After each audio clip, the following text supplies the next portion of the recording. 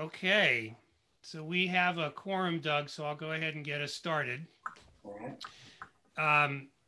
Good morning, everyone. This is Sam Schuckett, Executive Officer of the State Coastal Conservancy. Before we begin the meeting, I'd like to make some announcements to help make this meeting flow smoothly. Board members, oversight members, our board clerk, Annalika White, our chief counsel, Amy Roach, our IT staff, and I are all logged into Zoom as panelists. Everyone else attending this meeting, including Coastal Conservancy staff, grant applicants, and other members of the public, are logged in as audience members. So at this point, we're going to run a video that will provide instructions for participating in the public board meeting. So Chris or Andrew, go ahead and run Taylor's video. Welcome to the board meeting of the California State Coastal Conservancy. Due to COVID-19, this meeting will be conducted over Zoom teleconference pursuant to the provisions of Governor's Executive Order N2920. The chair will call upon board members, presenters, staff, and other speakers by name and ask that they speak clearly and state their names before giving comments. If you do not wish to state your name, you are not required to do so. The Conservancy will take public comments on each agenda item prior to taking action on or completing discussion of that item. The Conservancy will take public comments on matters that do not relate to a specific agenda item and closed session items during public comments on non-agenda items. If you wish to comment on a consent calendar item, please raise your hand when the chair announces the consent calendar. Before, during, or after public comment on the consent calendar, the chair may move items from the consent calendar to the regular calendar for a full hearing at either the same meeting or a later meeting.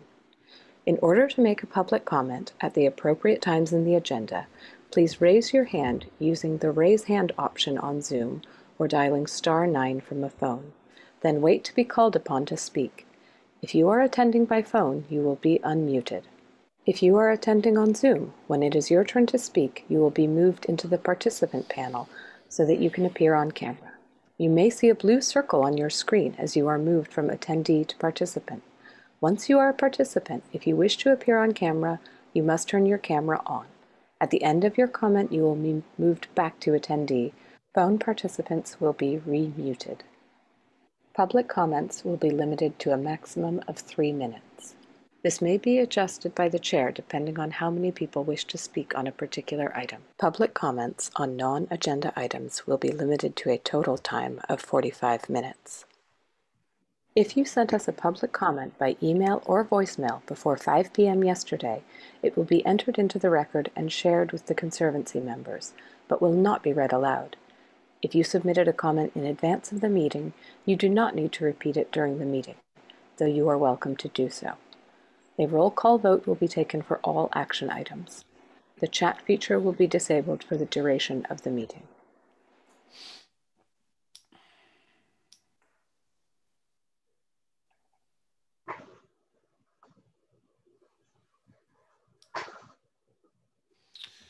Okay, thank you for that. That was something that the Metropolitan Transportation Commission has started doing at their meetings, and I thought it was a good practice to emulate. And of course, if we change anything at future meetings, we can change the text. We will try to remind people about these instructions throughout the meeting.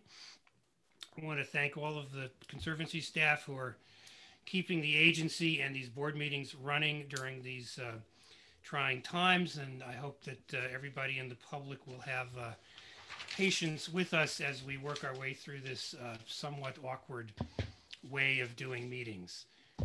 Anne, would you go ahead and call the roll, please? Yes, sir. Good morning, Chair Bosco and other board members. I will be calling the roll now. Please unmute. Ms. Nodoff? Present. Ms. Hinch? Present. Mr. Cash? Here. Ms. Gutierrez Groudench? Ms. Miller? Here. Mr. Alioto? Present. Chair Bosco. Here. And we have a quorum. Great. So go ahead and take it away, Doug. Okay, good morning. This is Doug Bosco, and I chair the Conservancy Board. And I'd like to take this moment to wish our board and staff and members of the public a very happy and healthy Thanksgiving.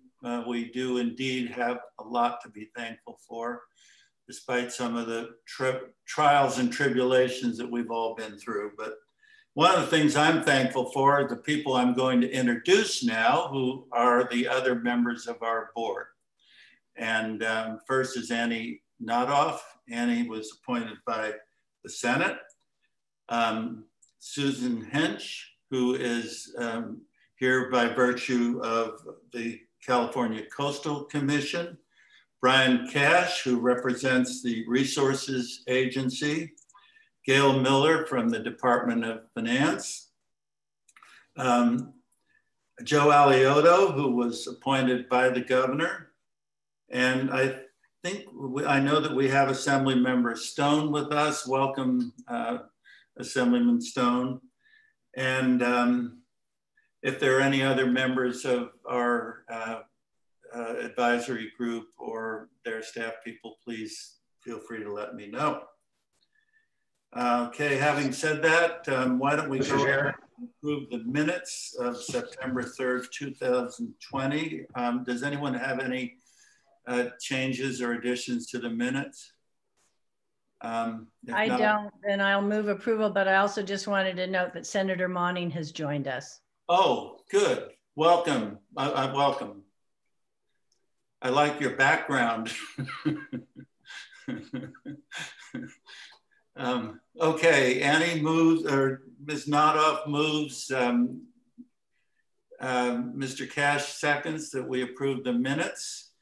Well, no, we'll have to call the roll. Anne, would you please call the roll? Yes, sir. Ms. Nodoff? Aye. Ms. Hinch? Aye. Mr. Cash? Aye. Ms. Miller? I'm going to abstain since I wasn't there, please, Anne. Sure. Mr. Aliotto? Aye. Chair Bosco? Aye. This motion passes. The minutes is approved. Okay. We will now take public comments on items that are not on the agenda. As you saw in the film, we're going to limit this part of our agenda to 45 minutes. That doesn't mean we have to take up the 45 minutes, but we won't go past that. And each person will be able to speak for 3 minutes unless we find that there's so many people that we have to cut that down a little bit. So if you do want to speak now on items that are not on the agenda, please raise your hand or press *9. Walter Lamb, you may speak. Thank you very much. I've got some bad lighting here. I'm Walter Lamb, representing the Bina Wetlands Land Trust. I am aware of litigation against you that was filed by other parties. I'm not going to comment on that litigation because we're not a party to it.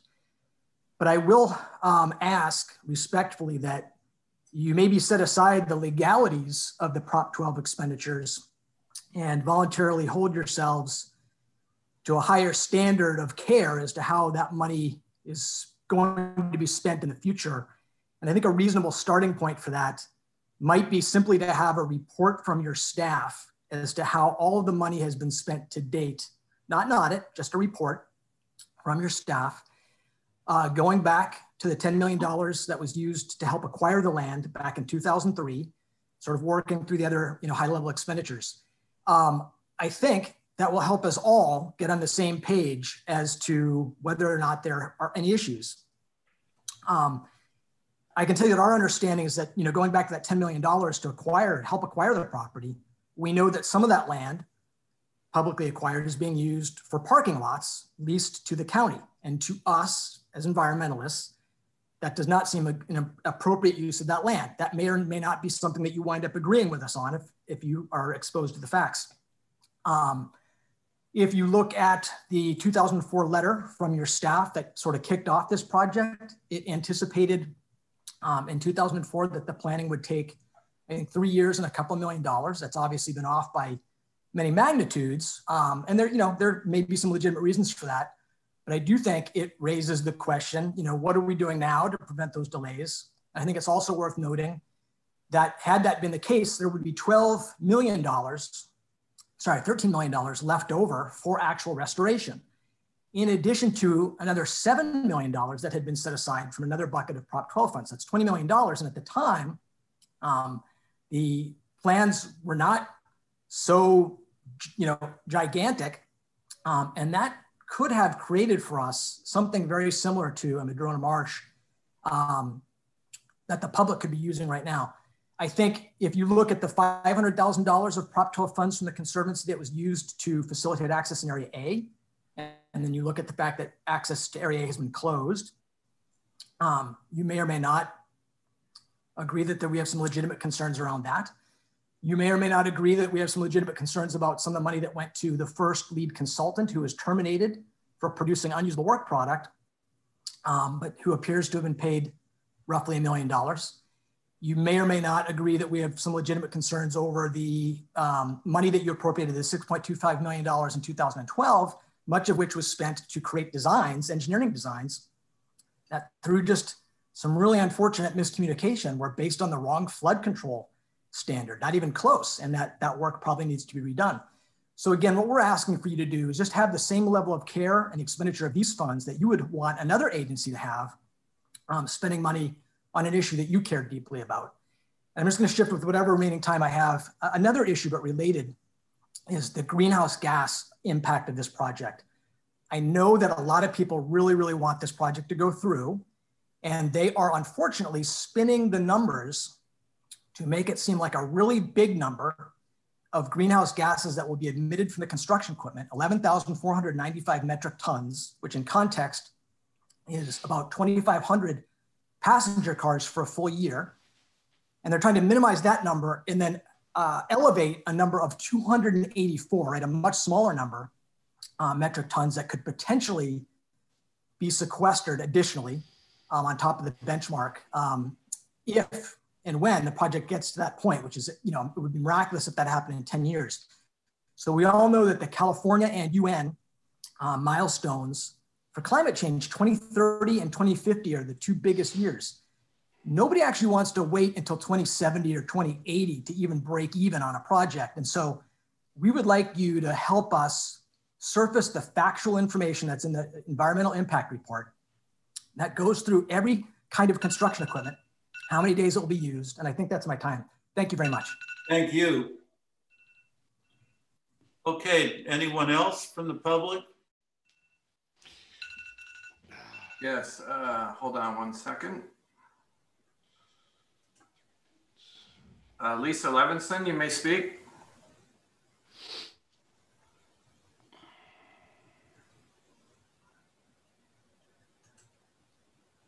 Lisa Levinson, are you there?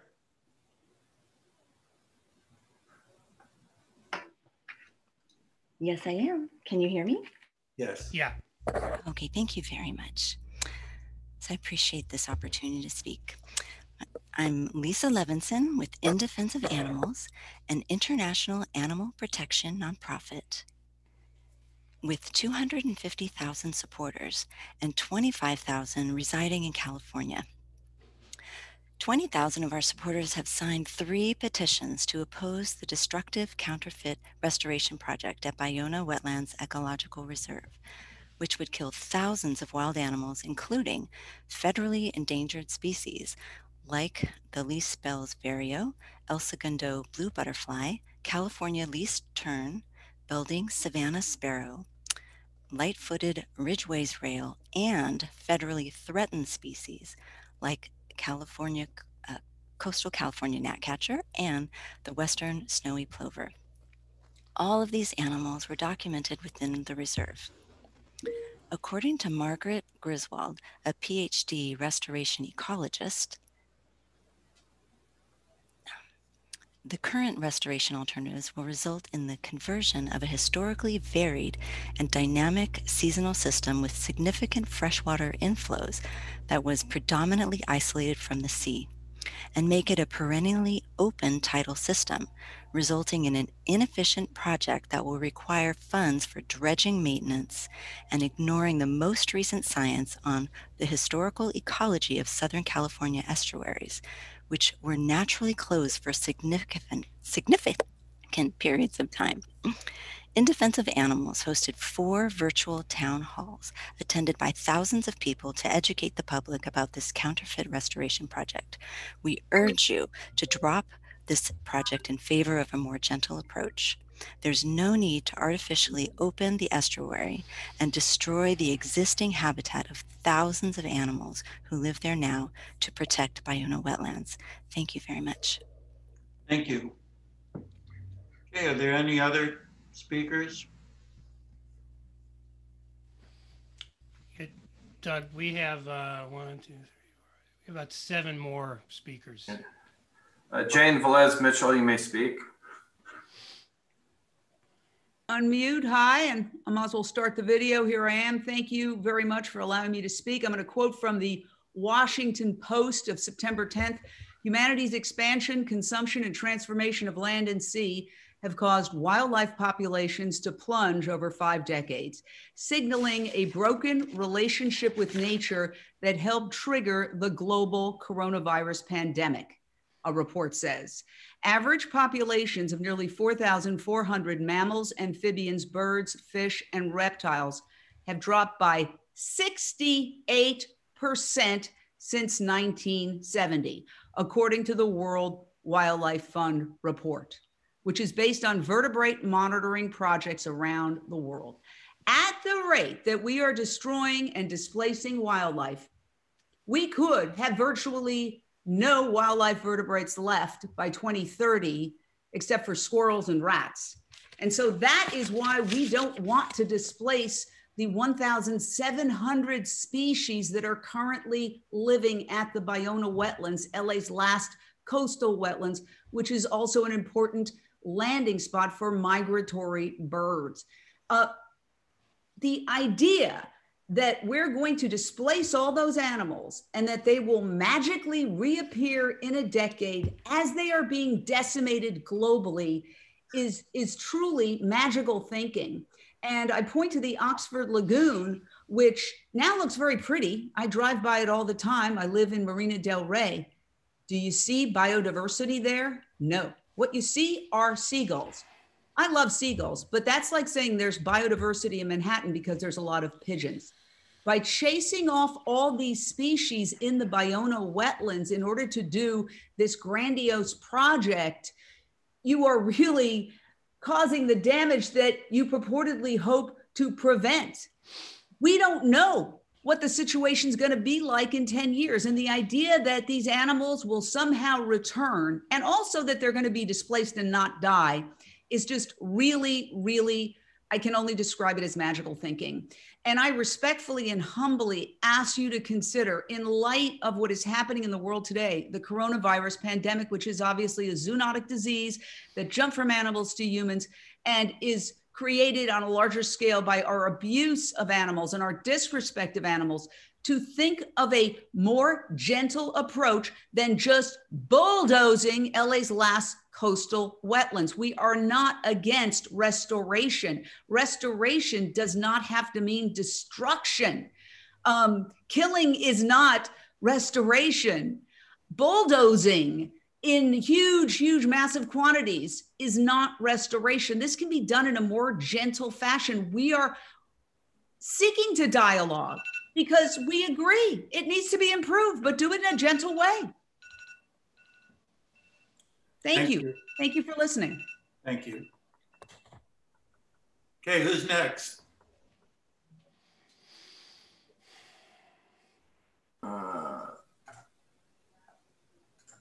Marcia Hanscom, you can speak now.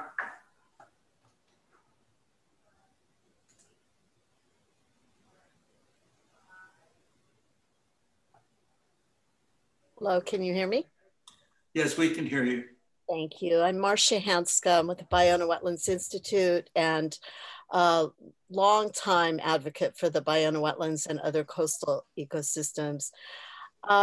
Thank you so much for the opportunity to speak with you. I originally wanted to speak a little bit about some of the millions of dollars that have been misspent on this project at the Ballona Wetlands and get into some of the details. But instead, I'm going to say something that a daughter of one of my supporters said to me this morning. And she just said it pretty clearly. Her name's Avalon. And she said, but where are all the birds going to go? And I know some people say, well, oh, they'll fly away. Well, where will they fly to? And what habitat do they need? And those were the questions that were not asked during the many meetings that I attended where we had allegedly scientific inquiry about what would happen at the Ballona Wetlands for a quote restoration. And I can tell you that not once was any question asked or answered about what species are we managing for here. That's the first question you have to ask if you're going to alter the habitat. We asked that during the last few minutes of every one of those meetings that we went to for that question to be asked. And again, it was never answered. So the species, some of which the woman from In Defense of Animals spoke about, some of those endangered species, as well as many species on the state of California special concern list, none of those species were brought up. What does the least Bell's vireo need for habitat to protect it, to make sure it recovers as an endangered species? What does the El Segundo blue butterfly need? Both of those species have actually returned to the Ballona Wetlands since the land was purchased by the state in 2003. And no big bulldozing projects will need for those species to return. And yet we're still not asking, what do we need to do for those species to make sure they continue?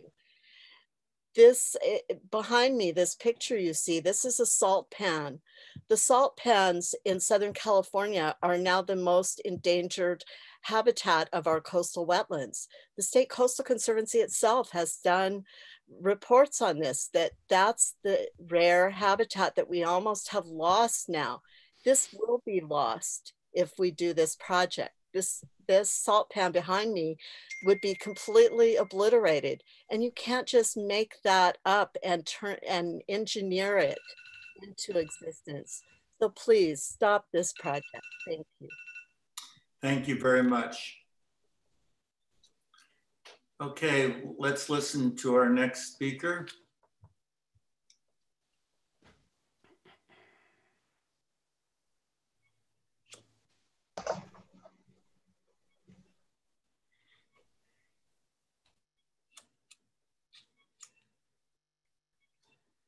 Do we have anyone else that wants to speak? I think it's Catherine Pease. Thank you. Go ahead. Thanks. Good morning, Chair Bosco, board members and staff. My name is Dr. Catherine Pease, and I'm the Director of Science and Policy at Heal the Bay. I'm speaking today on behalf of the Wetlands Restoration Principles Steering Committee, comprised of Heal the Bay, Friends of Ballona Wetlands, LA Waterkeeper, Loyola Marymount University Center for Urban Resilience, Surfrider South Bay, and the Trust for Public Land.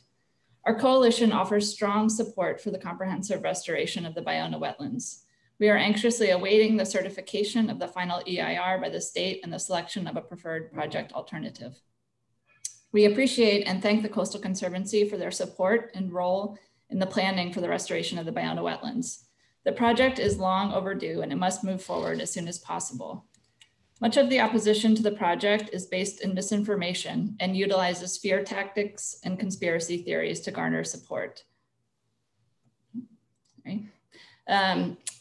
Such as the previous speaker linking restoration to the coronavirus. We cannot restore to a specific point in time, such as when the wetlands were closed, because the flood channel remains open and needs to remain open.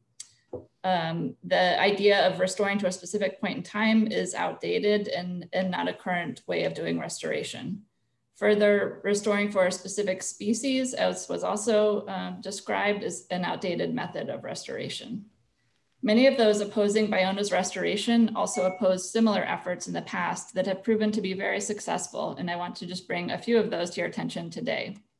In 2004, the Friends of Ballona Wetlands fought to improve the tide gates on Ballona Creek. The original tide gates drained the marsh, but the improved gates allowed muted tidal flow, greatly improving hydrology.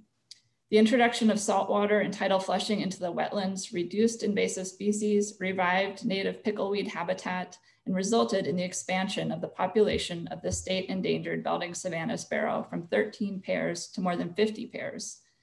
The opposition, who claims to worry so much about endangered species, was opposed to this project. They also opposed the restoration of the Malibu Lagoon. Prior to restoration, Malibu Lagoon had poor circulation and poor water quality and habitat. After restoration, scientific assessments show improved circulation, increased levels of dissolved oxygen, and improved benthic invertebrate communities. The scores from the California Rapid Assessment Method dramatically increased after restoration, and the project has met or exceeded all of the success criteria in just 6 years. The opposition also opposed the creation of the Ballona freshwater marsh, despite now insisting that Ballona should be primarily freshwater. In 2001, restoration began to convert a lima bean field into a 26-acre marsh to treat stormwater runoff and create habitat. The marsh and adjacent corridor met all of its stormwater quality and avian diversity 5 and 10-year goals, including supporting numerous special status species and sensitive wetland and riparian obligate birds. Again, I want to reiterate our support for this large-scale comprehensive restoration. I thank you for your time. Thank you very much. Okay, we're ready for the next speaker.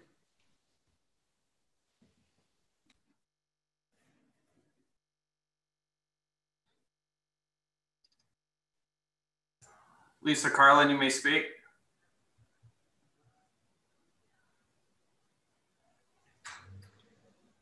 Lisa Carlin, are you there? Yeah, Lisa, you have to unmute yourself. There we go. Okay. There you go.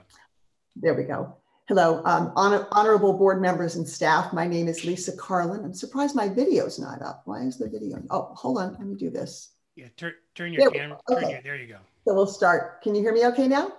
Yes, we can hear you and see you. All right, please start my time now. Honorable board members and staff, my name is Lisa Carlin. I'm an activist in my retirement. I'm trying to change the world to make it a more compassionate, kinder place that is better for animals, that is better for the environment, and is better for our own personal health. Full disclosure, I am one of the plaintiffs in the lawsuit against the California State Conservancy and the Santa Monica Bay Restoration Foundation in Los Angeles. And this is about the misuse of what we believe millions of dollars of public funds for this deceptive plan to bulldoze the Ballona Wetlands Ecological Reserve, therefore destroying the last coastal wetlands in Los Angeles. I must say that reading the opposition articles in several of the newspapers, the Argonaut, calling us QAnon, equating us with QAnon people is just, again, it's deceptive. It's just name calling. It's terrible. I have nothing to do with QAnon, and that is just absurd. Let me go back to my presentation. The State Coastal Conservancy of California misspent more than $12 million on research for a project that seeks to destroy the last remaining coastal wetlands. People have, at various meetings that we've attended, people have testified that the wetlands are dead, that there is no wildlife. And I want to personally invite each and every one of you to meet me with a news team out at the Ballona Wetlands to see exactly, is it dead or is it beaming with life? On our website, defendballonawetlands.org, you can see photographs of the wildlife that live there. And you have to ask yourself, I'm not a hired hand. I'm a volunteer. I don't get paid $1 for doing this. So I'm not the hired hand to come and try to confuse you into not understanding what's really going on. Make up your own decision, make up your own mind by going out there and taking a look for yourself, because the truth will be revealed when you use your own perceptions to determine what's going on there. So here we have in 2000, Proposition 12 was created. It created a $2.1 billion, that's a billion-dollar bond spending on the acquisition, protection, and recreational and cultural and natural areas. Our lawsuit says that $25 million was set aside for wetland properties. Elected officials, fearful of another explosion like the one that occurred in Aliso Canyon, have called for shutting down the facility. We're all for being more green. Why do we want to store more fossil fuels? We think this area needs to be sealed off and made protected from any kind of explosion. So in a desperate attempt to avoid closure, this restoration project, this phony restoration project, as we call it, is a pretext for the real agenda of fixing the old and adding newer infrastructure. This area is beautiful, and that's why I encourage you, and I want to know, even by a show of hands, I'm sure you don't need to respond to me, but it would be nice to know who's actually been out there, taking a look at it and see what's going on.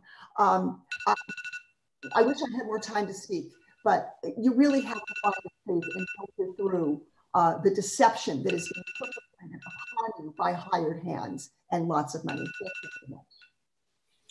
Okay, thank you. We're ready for the next person.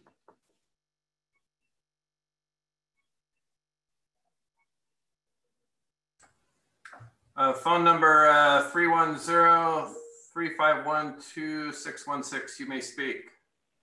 Hi there. Yes, I'm here. Can you hear me? Yes. Okay, great. Yes, my name is Christina Koo, and all the previous speakers have addressed very well very specific issues about the Ballona wetlands. But I did hear a speaker say that accuse some of these folks, these speakers, about conspiracy theory and using scare tactics. And I found that very baseless and you know, very outrageous at the same time. I mean, here we are, we've got wildlife environmental specialists who have provided science in the previous, you know, meetings and phone calls and Zoom calls. And they have provided all that science to you. And, you know, what we're asking is a proper ecological protection plan. And I know that folks are calling this, you know, restoration, which when you look at exactly what's happening, it is excavating 2 million cubic yards of soil, moving it. That is not an ecological protective plan or way of going about trying to preserve it. And it's deemed as a, you know, preserved area for, obviously, as you've heard, 1,700 different kinds of species and animals and plants. So there's a lot of science behind the folks who are trying to convince you to look at the science and preserve this place. And I don't know what else you need from these folks, these scientists and these environmental protection folks. I mean, we would love to hear what else do you need? And being called that these are conspiracy theories, it's really offensive. And scare tactics. I mean, who are you accusing folks of scaring? And think about who these folks are protecting. And as the last speaker just mentioned, none of these folks are being paid. None of them are from a private company for profit with any other ulterior motives. I'm a volunteer. I've learned about this issue the past few years and absolutely support our government, California coastal commissioners, to protect exactly what they promised to do. And to do anything else, I would think, is against what, you know, you swore to protect. And these folks, and myself included, we are speaking for those who cannot. And obviously, there are the 1,700 different kinds of species there. And speakers before me have eloquently, clearly stated all the reasons why this area needs to be protected. And they are even so thoughtful enough to present options of how to go about this, instead of going through the excavation, to come up with a very protective ecological plan. And I'm not sure why the other side is not open to discussing this and arriving at a much, effective solution instead of calling it scare tactics. So I would really encourage all of you to look at this issue some more, look at the science provided by all these environmentalists, and at least compromise and choose an option that will appease both and take out and shut down these gas tanks that are dangerous. Okay, ma'am, thank you. Your time is up, but we appreciate your comments. Thank you. Thank you. We have the next speaker, please.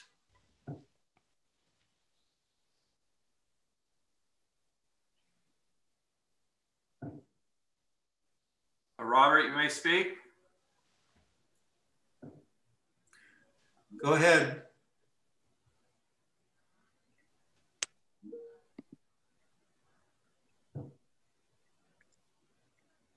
Can you hear me? Yes, we can hear you and see you. Okay.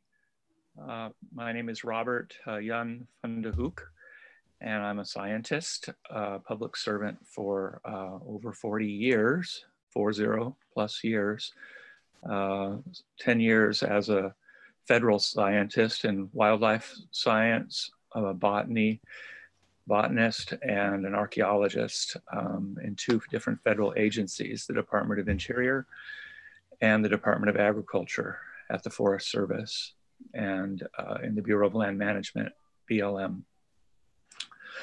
I also have been a high school science teacher and park supervisor and environmental educator for 23 years in the Los Angeles County Parks and Recreation Department. I'm retired now, and I wish to give you information as a scientist and an educator gratis. You know, most of you, maybe none of you are scientists yourselves, but you have education and logic and consciousness, which actually overrides science to be aware of what's going on locally or regionally or nationally or internationally.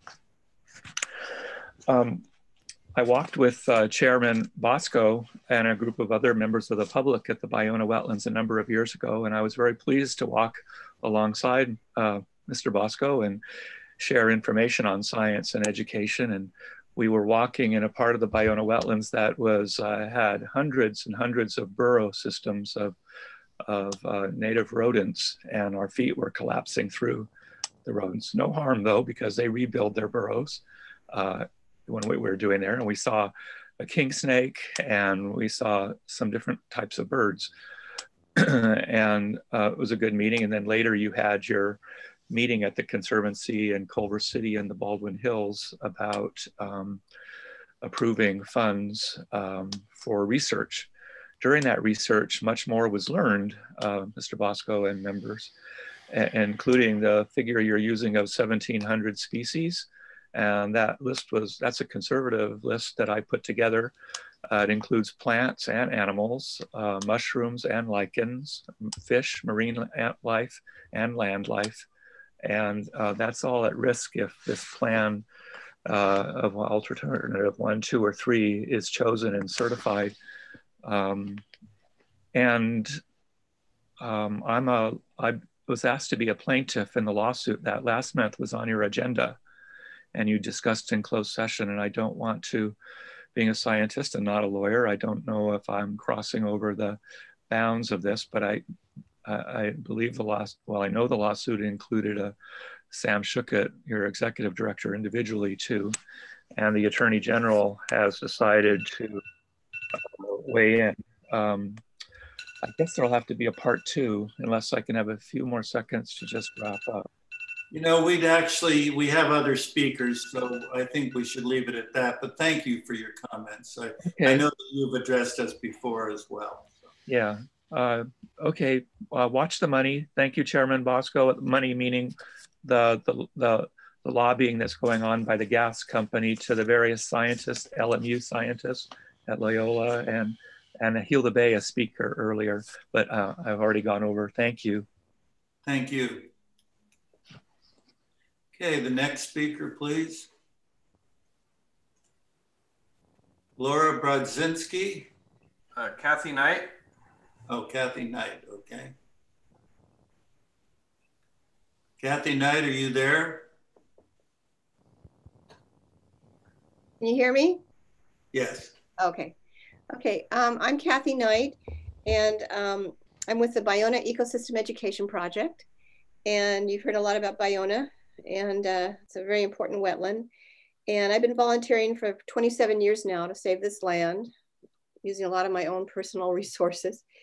And because I thought it was incredible when I saw it, and that it was going to be trashed by a development, Playa Vista.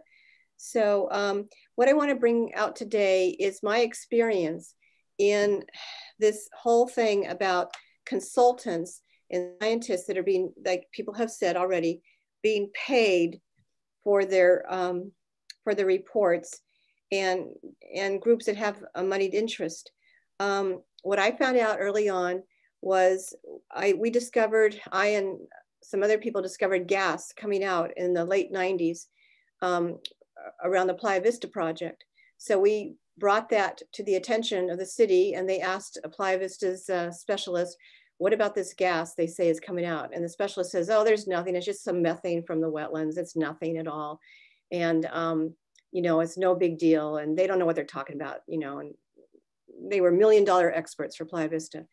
So we kept going and finding more and more gas. So we finally got an independent consultant from the city of LA, that city of LA hired from Texas. And he came out and he did a study, the independent person. And his study showed us one of the worst gas seeps in the Western United States. Okay, so we who were not paid found the gas that the $1 million experts couldn't find. So I'm just saying it's been a history of like that. And because of what we did, the land west of Lincoln Boulevard was not, they were not allowed to develop that land. So they became willing sellers. And that's how the state of California was able to acquire that land, because people, you know, who brought the truth out about what was going on out there. So I just want to say that it's important to pay attention to what people, citizens, are finding out about the restoration and what's going on out there. And we do want it restored to a freshwater wetland that it is. And a hydrology study that was asked for many, many years has never been done. And if it's turned into a mostly saltwater bay, as proposed now with all the bulldozing, that salt water could impact a freshwater aquifer that's out there now. And we need to protect our drinking water. We don't have a lot of drinking water, excess drinking water. So that should not be done. And there's many things that we've asked for to be done, but like the hydrology study, but they're not done. So anyway, I won't take up more of your time, but I just wanted to let you know that a lot of the independent work is correct. Thank you. Thank you very much. We're coming close to our 45-minute limit. Do we have other speakers? We have 3 more. Okay, why don't we, from now on, for the 3 remaining speakers, let's have a 2-minute limit, please, so we can get on with the rest of the meeting. Lisa, you may speak. Yes.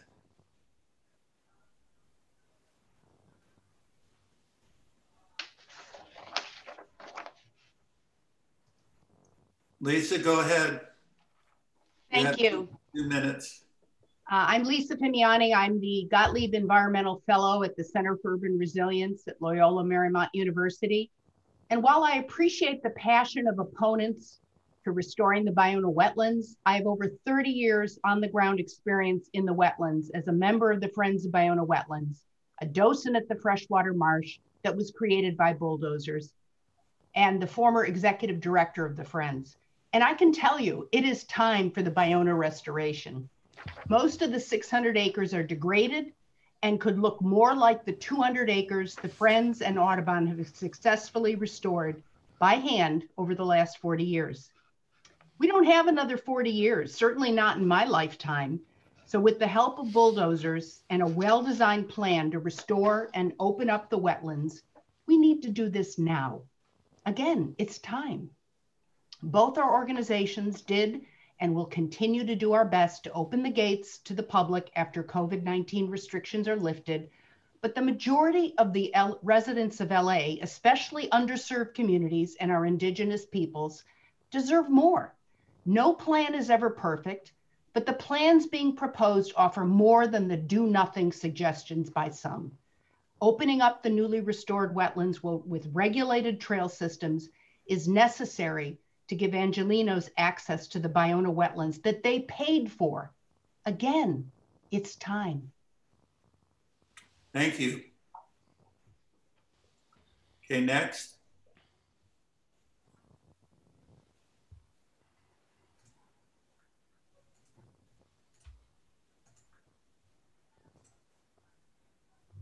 Paula, you may speak.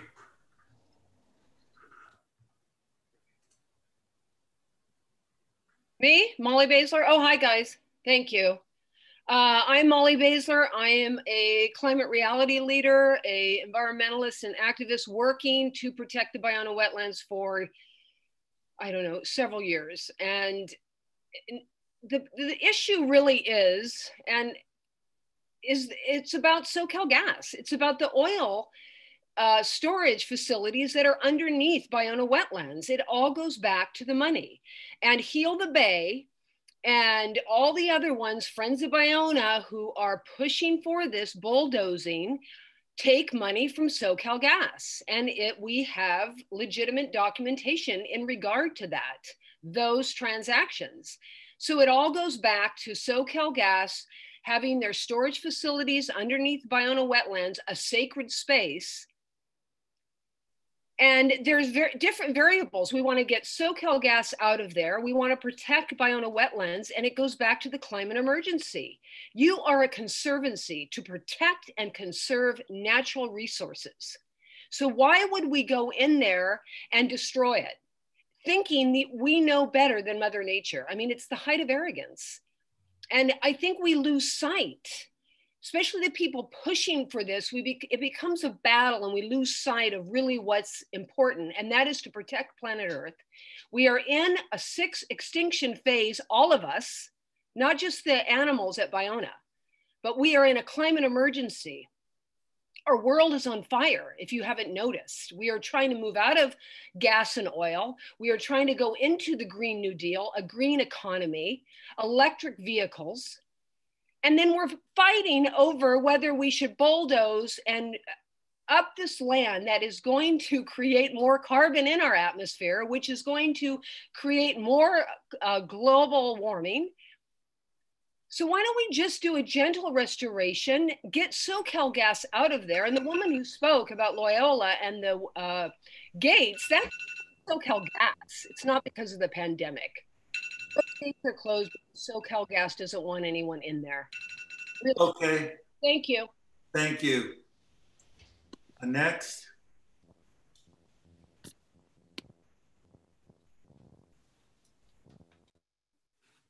Anna Christensen, you can speak.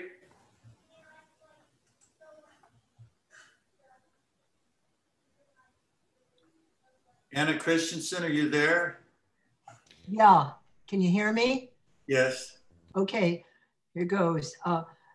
The Coastal Conservancy needs to rethink the term restoration as regards both the Los Cerritos and Ballona wetlands.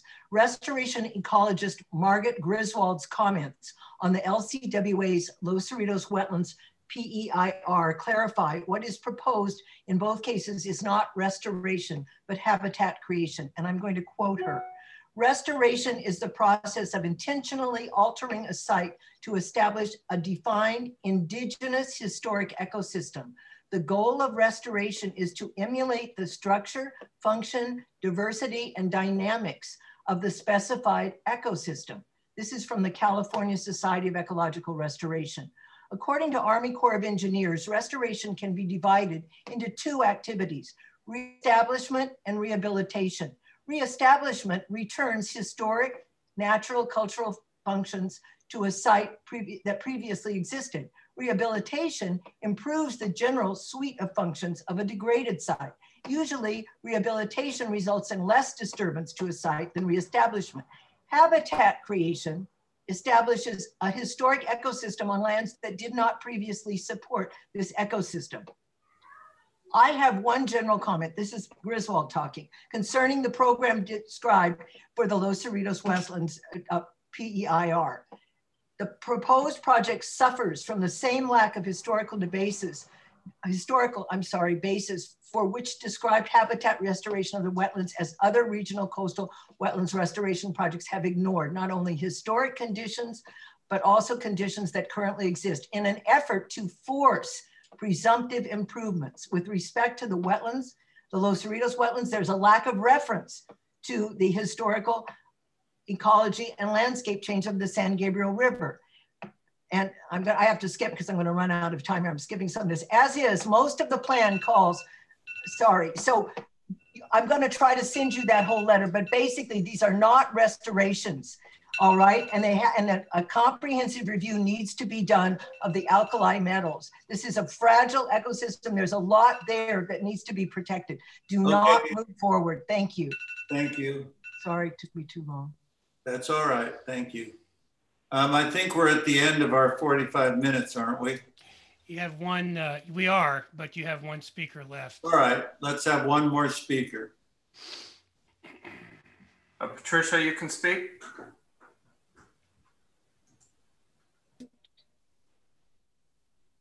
This is Patricia McPherson. Can you hear me? Yes.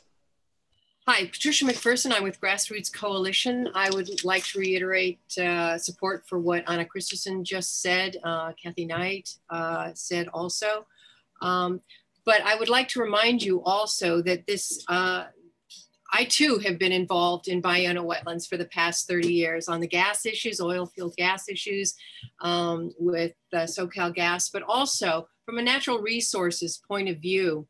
This area, I don't even know how it's being considered to be turned into a saltwater bay, considering we have multiple underlying aquifers that are freshwater aquifers.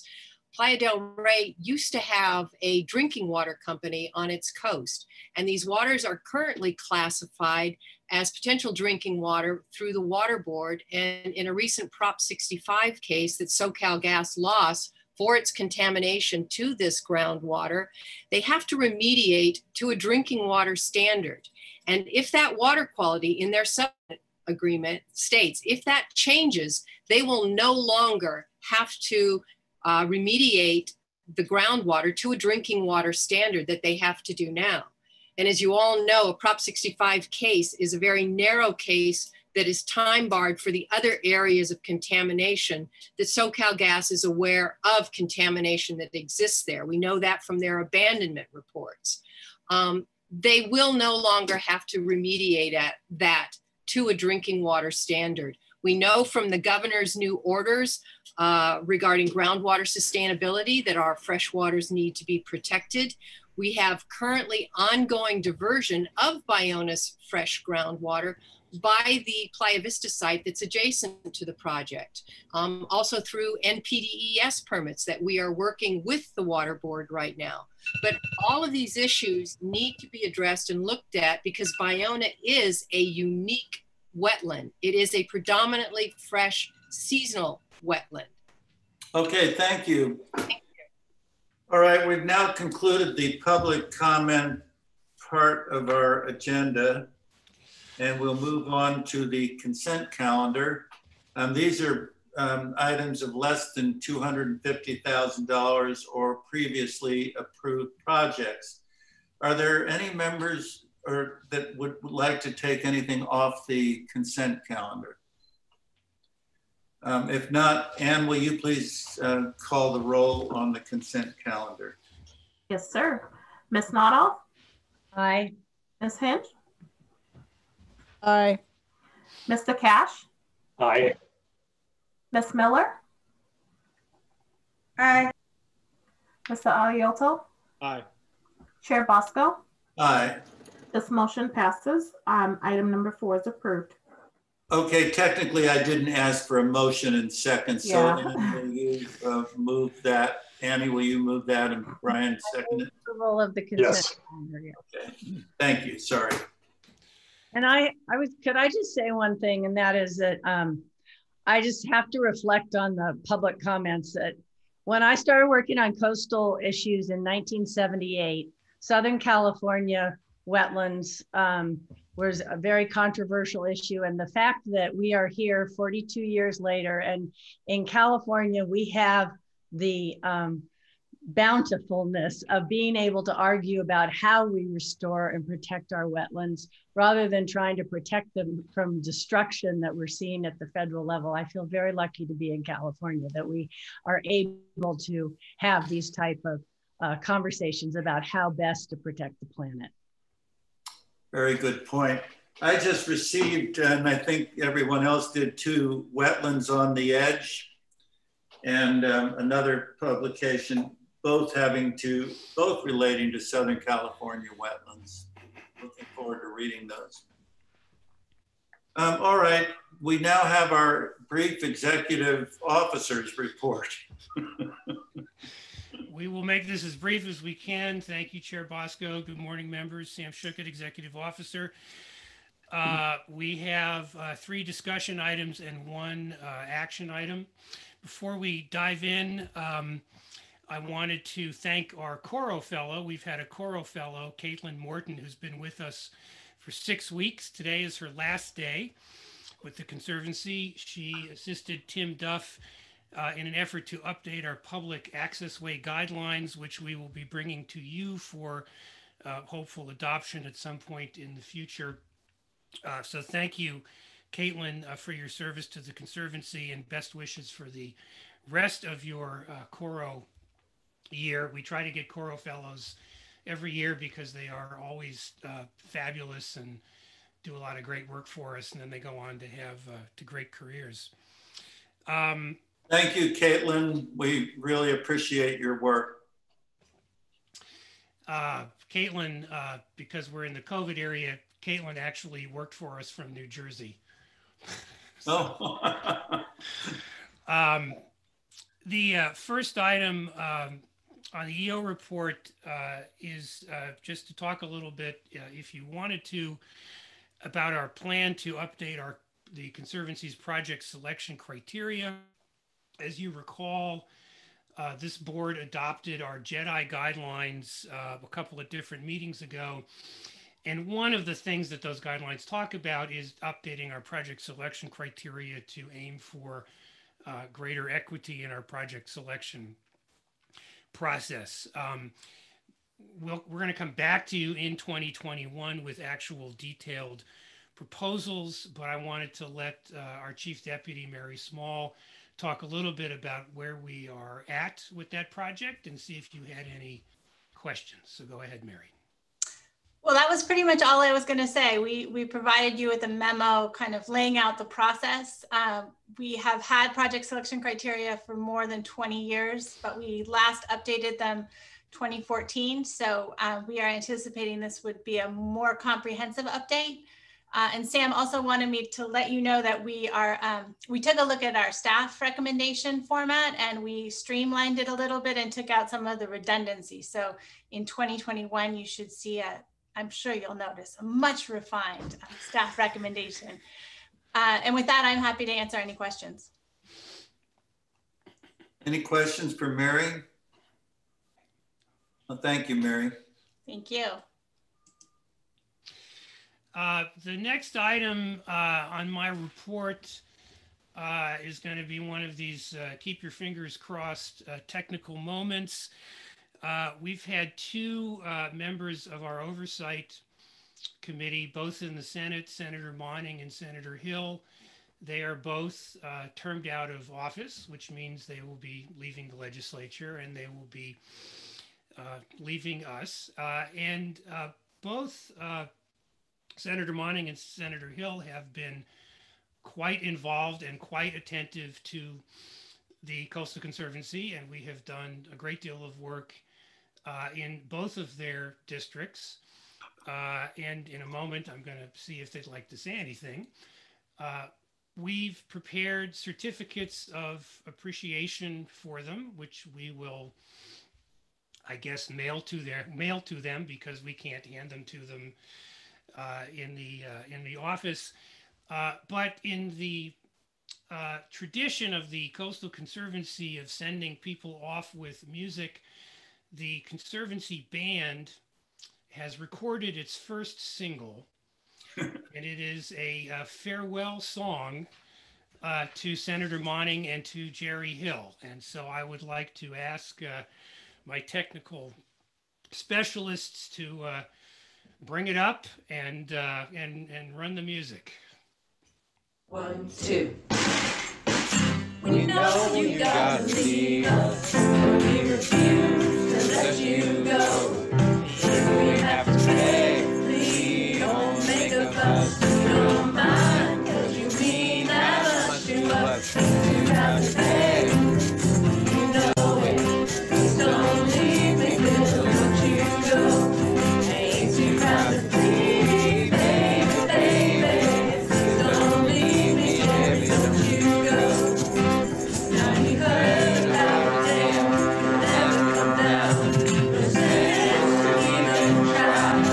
Then you came along to help us so we could join. Now tell that tale goodbye. You do have to pay, you know it. Please don't leave me, Bill, don't you go. Ain't too proud to please, baby, baby. Please don't leave me, Jerry, don't you go. Our couches have been closed down the highway day after day. We keep it silent way. Hey, friends, sneak a tunnel instead. And a friend in pedestrian right away. You gotta pay. You know, please don't leave me, Bill, don't you go. Ain't too proud to please, baby, baby. Please don't leave me, Jerry, don't you go.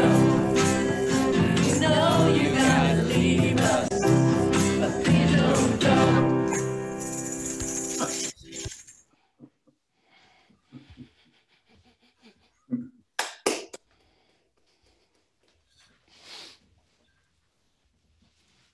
You've got a strong future, Coastal Conservancy. That was fantastic. That was tremendous. Excellent, excellent. That may be my best Zoom experience, like, period, of 2020. Such a great job. Thank you for brightening my day. I'm completely shocked that that worked.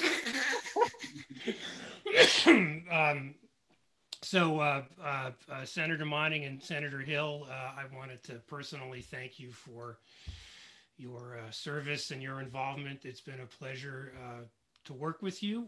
I think we've done a lot of great things in both of your districts. And if either of you would like to, say something, that would be great. Jerry, you lead off. No, oh, all right, Bill, thank you. But Sam, that was wonderful. I share that. This is quite a Zoom experience and one of the best ones. But thank you. It actually brought tears to my eyes. I have to tell you how the coast and the great work, and Annie, you were so right on in your comments. Look at where we've come over these years. Look at now what we look at as the priorities, and it's the preservation and the protection of that beauty that we have. That is our quality of life. And so I want to thank all of you for your dedication and commitment, because you make it happen every day. And I've just been a small part of whatever effort I could.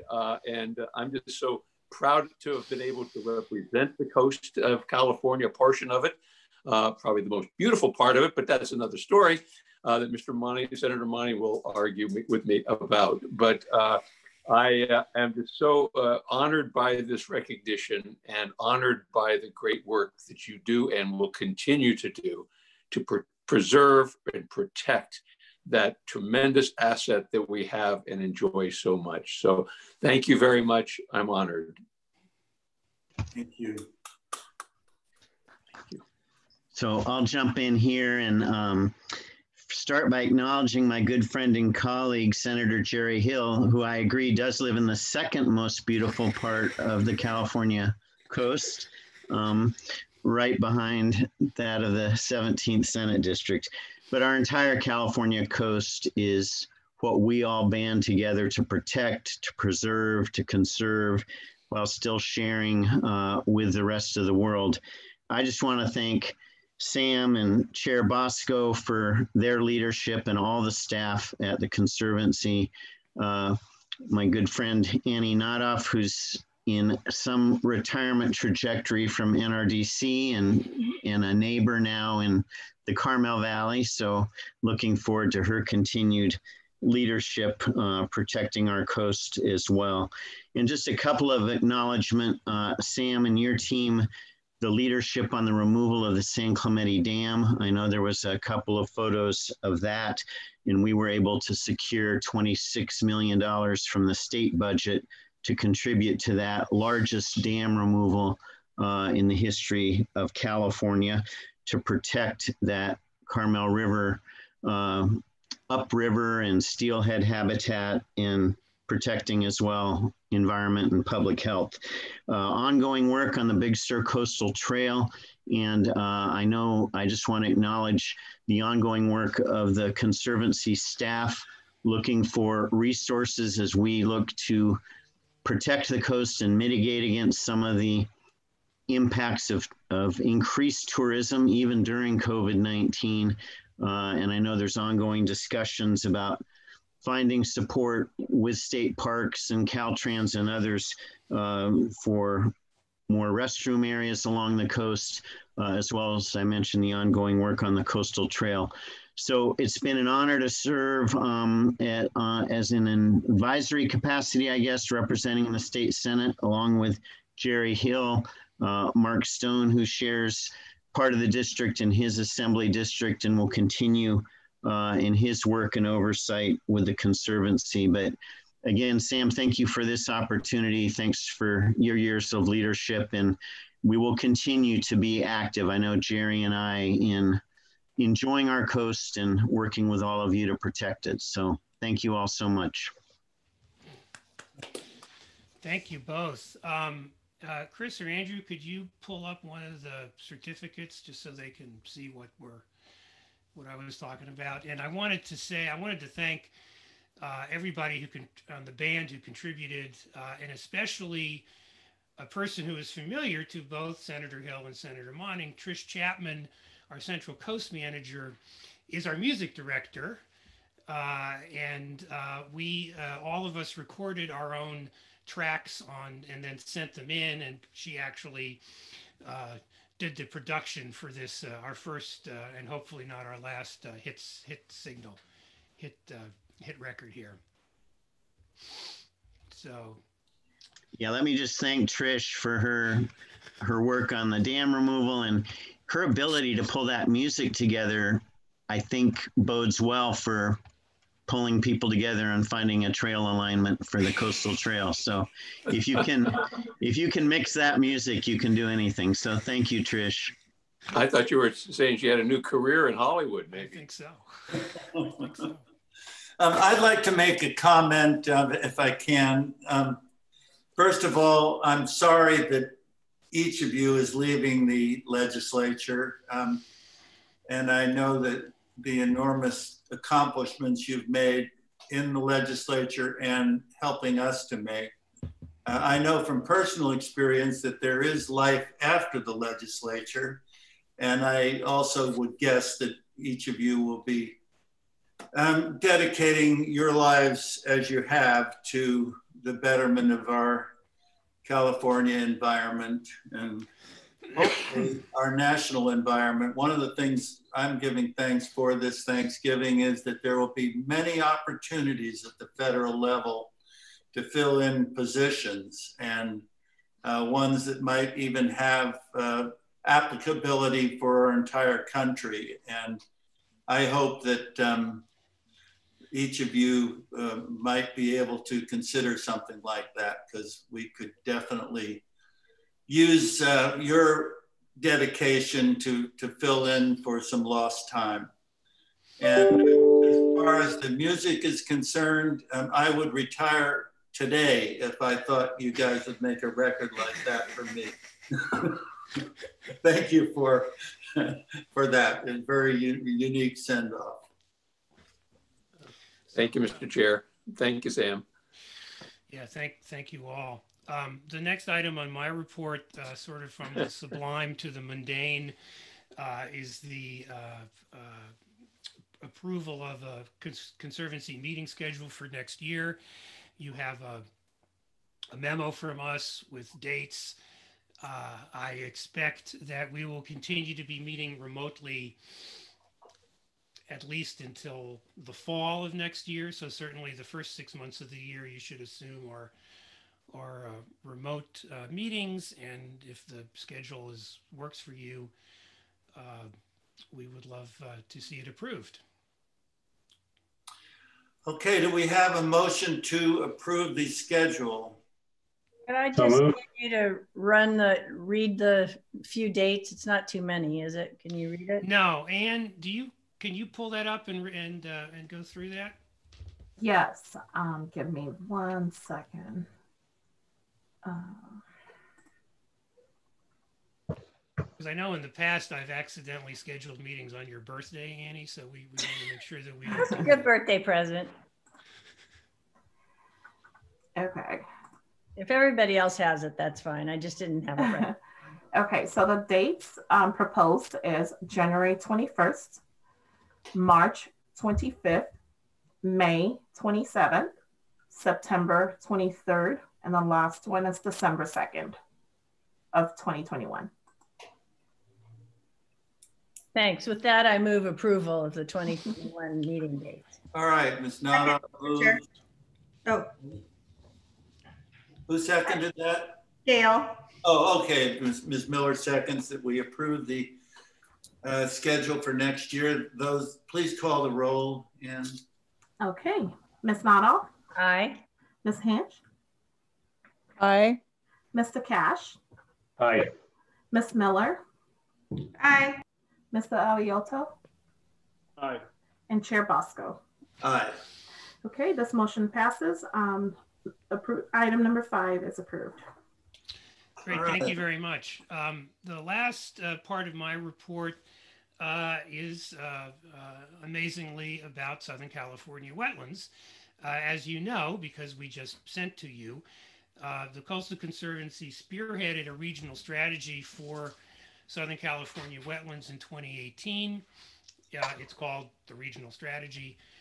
And we thought, because you are now hearing a great deal about wetlands in Southern California, this would be a good meeting to brief you or rebrief you if you've heard some of this before on the strategy. So we have a pre-recorded briefing, and then the scientists and staff who were involved will be here to take your questions. So go ahead and run the briefing. Good morning, Mr. Chairman and members of the Conservancy Board. This is Megan Cooper, and today I will be presenting the regional strategy for the Southern California Wetlands Recovery Project. And I will be joined by Dr. Eric Stein, head of the biology department at the Southern California Coastal Water Research Project, and Jeremy Lowe, a coastal geomorphologist at the San Francisco Estuary Institute. Today, I'm excited to tell you about the regional strategy for the Wetlands Recovery Project. Wetlands on the Edge, the future of Southern California's wetlands. The WRP is a group of 18 state and federal agencies, local nonprofits and land managers, and science advisors that have been working together for over 20 years to increase the pace and effectiveness of wetlands restoration in Southern California. This report provides us with common goals, targets, and strategies to help our partners design, fund, and implement wetland restoration and protection projects that will persist until the end of this century. This strategy is the result of 4 years of work by the Wetlands Recovery Project and its partners. It was funded by the Coastal Conservancy, the US EPA, and the California Landscape Conservation Cooperative. The San Francisco Estuary Institute and the Southern California Coastal Water Research Project were the primary technical experts on the project. It was approved by the WRP agencies in 2018. Coastal wetlands in Southern California are squeezed between the ocean and intense development, and rising sea levels are going to further squeeze them, or they will be drowned by rising water levels within the next century. If we care about having wetlands as we know them today, we have to do something to help them adapt to these changes. The regional strategy gives us some clear quantitative targets and adaptation actions for wetlands restoration and protection. Coastal Southern California is a densely populated, heavily urbanized region where natural spaces can often be hard to find. But within this urban matrix are 105 irreplaceable wetland ecosystems, which are some of the only places where people can walk on trails, look at birds, and enjoy nature along the coast. The intense pressure put on the remaining wetlands can make questions of management and restoration controversial. Among the many constraints on wetlands restoration are the oil extraction sites and power plants that dot our coastline. Some of the wetlands projects that we are involved in that are located in oil and energy sites are the Ormond Beach wetlands restoration near the Ormond Beach power plant, the Ballona wetlands restoration at a natural gas storage facility, the potential public park and wetlands restoration at the Redondo Beach power plant, the Los Cerritos wetlands restoration, which has both active oil extraction and a power plant, the Bolsa Chica wetlands restoration, which was a historical oil field, and the Huntington Beach wetlands, which has both historical oil extraction and a power plant. When we created the regional strategy within the context of the complicated landscape in Southern California, the key concepts that we used were wetlands are complete systems. They are not a particular habitat or vegetative type, but instead include many natural processes and habitat types working together from the subtitle to the upland edge. Many wetlands that we today consider individual sites are often fragments of larger, previously connected systems. Restore natural processes. The physical, biological, and chemical processes that shape wetland landscapes create complex habitat mosaics. Basing restoration on an understanding of natural processes will support more functional, resilient wetlands that won't be tied to the current structure of the landscape, which we know is going to change over time. Be aspirational. The regional strategy was based on the best available scientific recommendations, and some of the goals and objectives may seem unattainable, but large-scale problems require large-scale solutions, and the urgency needed to face sea level rise impacts compels us to take bold action. And finally, think regionally and act locally. Southern California's wetlands are more than the sum of their parts. They exist in a connected matrix of urban and natural landscapes, and the best approaches for protecting and restoring them must be considered at a regional scale. The regional objectives can be scaled down to site-specific decisions through consideration of ecological trade-offs at the given site and its conditions and constraints. And now I would like to introduce Dr. Eric Stein. Thank you, Megan. My name is Eric Stein from the Southern California Coastal Water Research Project and a member of the Science Advisory Panel. Now, in order to develop restoration targets, we used a past, present, and future approach. Our goal with historical analysis is not to recreate the past, but to improve our understanding of how wetlands worked in the past in order to understand the processes that influence how they function and what might be possible for their future restoration. Now, looking to the future, our understanding of how coastal wetlands may be impacted by sea level rise is critical in helping us to determine the appropriate targets as we move forward with restoration projects. Wetlands were once a prevalent feature along Southern California's coast, with well over 300 wetlands occurring between Point Conception and the US-Mexico border. This slide shows the extent of a diverse wetland coverage at the Goleta Slough in Santa Barbara County. Now, in order to create restoration targets, we have to start by understanding not only how much we've lost, but how the wetland composition and functions have changed over time. Now, since major European influence began altering the landscape, many wetlands have been lost, altered, and damaged. Our historical analysis suggests that we have lost about 20,699 acres, or about 62% of the historic wetland area. Moreover, the remaining wetlands are smaller and more fragmented, and certain wetland types have been lost altogether. Overall habitat diversity within our remaining wetlands has also been altered. These historical losses have made wetlands more sensitive to stress and less resilient to change. In addition to historical analysis, impending sea level rise has the potential to exacerbate future wetland losses. To support the regional approach for restoration planning, we needed to look at the effects of sea level rise in a consistent manner across all wetland types in the region. To do this, we conducted a marsh vulnerability assessment that was specific to Southern California wetland types and the unique conditions we have on our coast. This model accounts for the major processes that can affect whether wetlands can keep pace with sea level rise, including changes in the water surface elevation, which can affect flooding and inundation, accretion rates due to sediment input, which can help marshes potentially keep pace with sea level rise, and flooding due to changes in the frequency and duration of the mouth closure.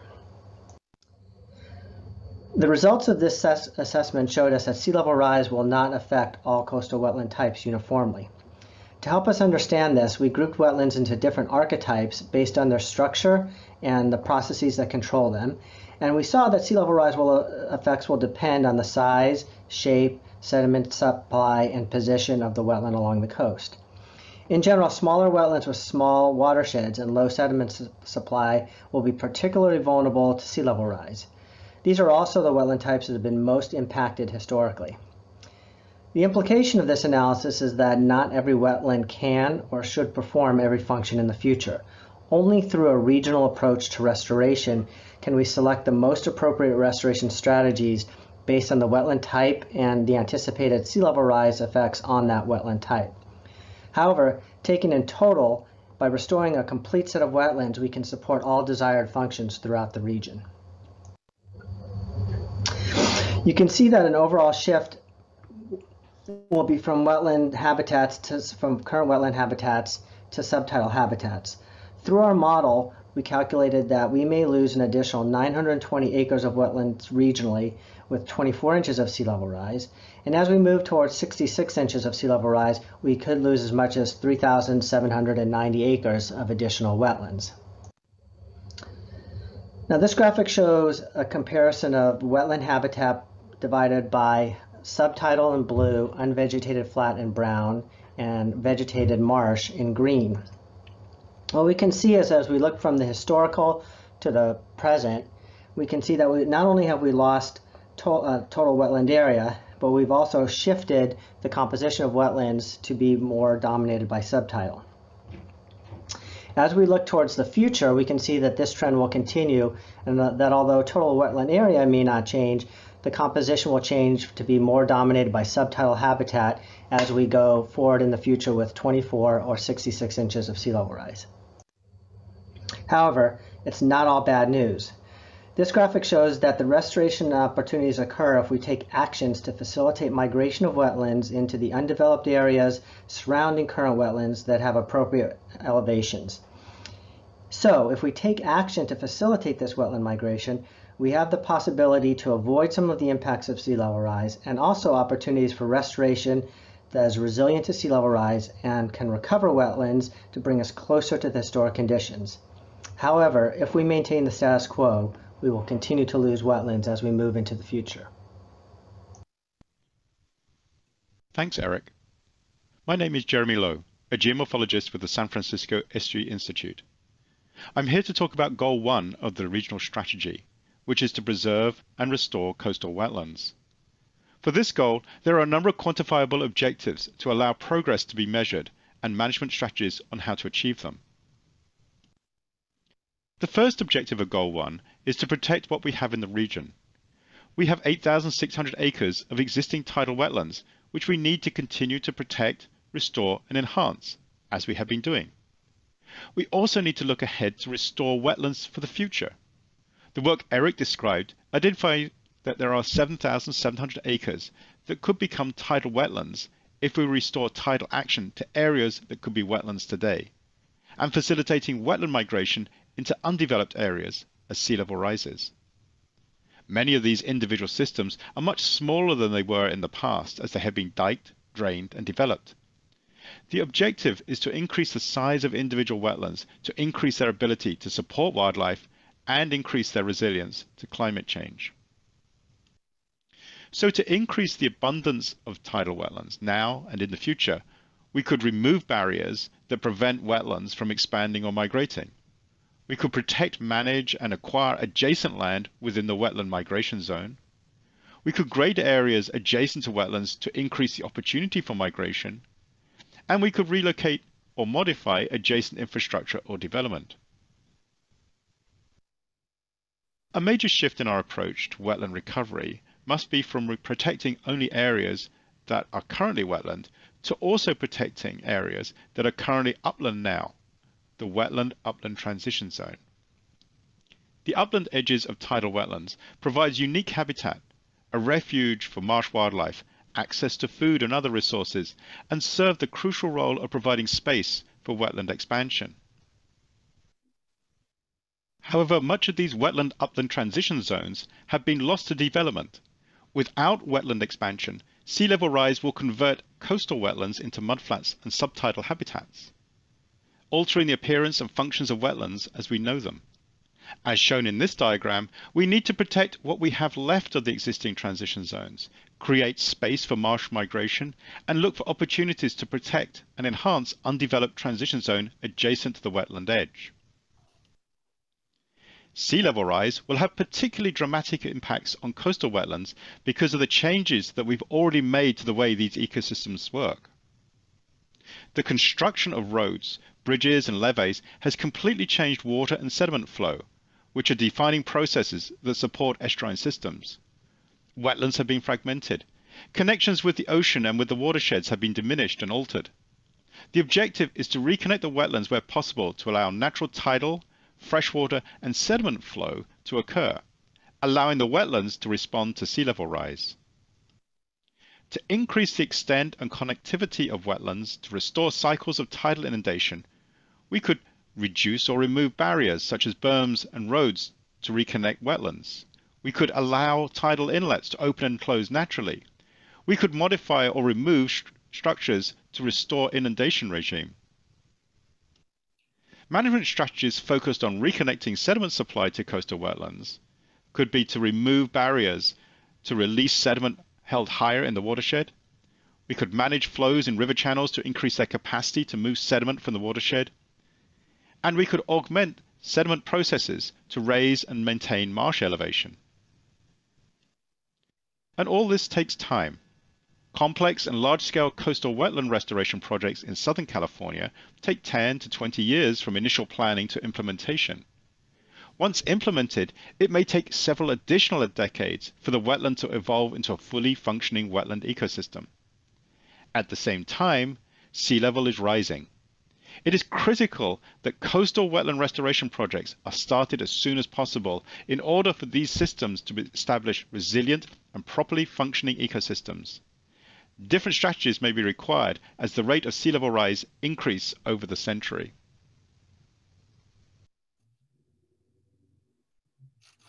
In addition to our first goal of restoring tidal wetlands, the regional strategy has 3 additional goals, which you can read more about in the full report. Goal 2 is about restoring natural watershed processes that help support the functions of coastal wetlands by removing obstructions and barriers to water and sediment flow. Goal 3 focuses on supporting community-based restoration and public access and education. And Goal 4 lays out many research and management questions that will help the WRP implement the regional strategy and continue to gather information that will be needed as wetlands change in the future. Coastal wetlands and the functions that they provide cannot be replaced, and without immediate action, the wetlands that we know will be lost by the end of this century. I hope that the WRP agencies will continue to work together with local partners for another 20 years, in hopes that these places that are so important to the fabric of Southern California will be here in the future. Thank you very much, and Eric and Jeremy and myself are on the line if you have questions.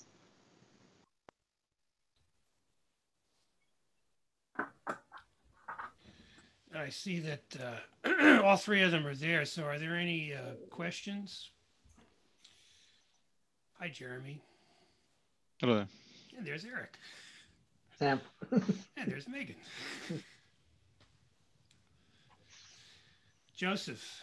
Thank you, sir. Excellent presentation, Eric, Jeremy, and Megan.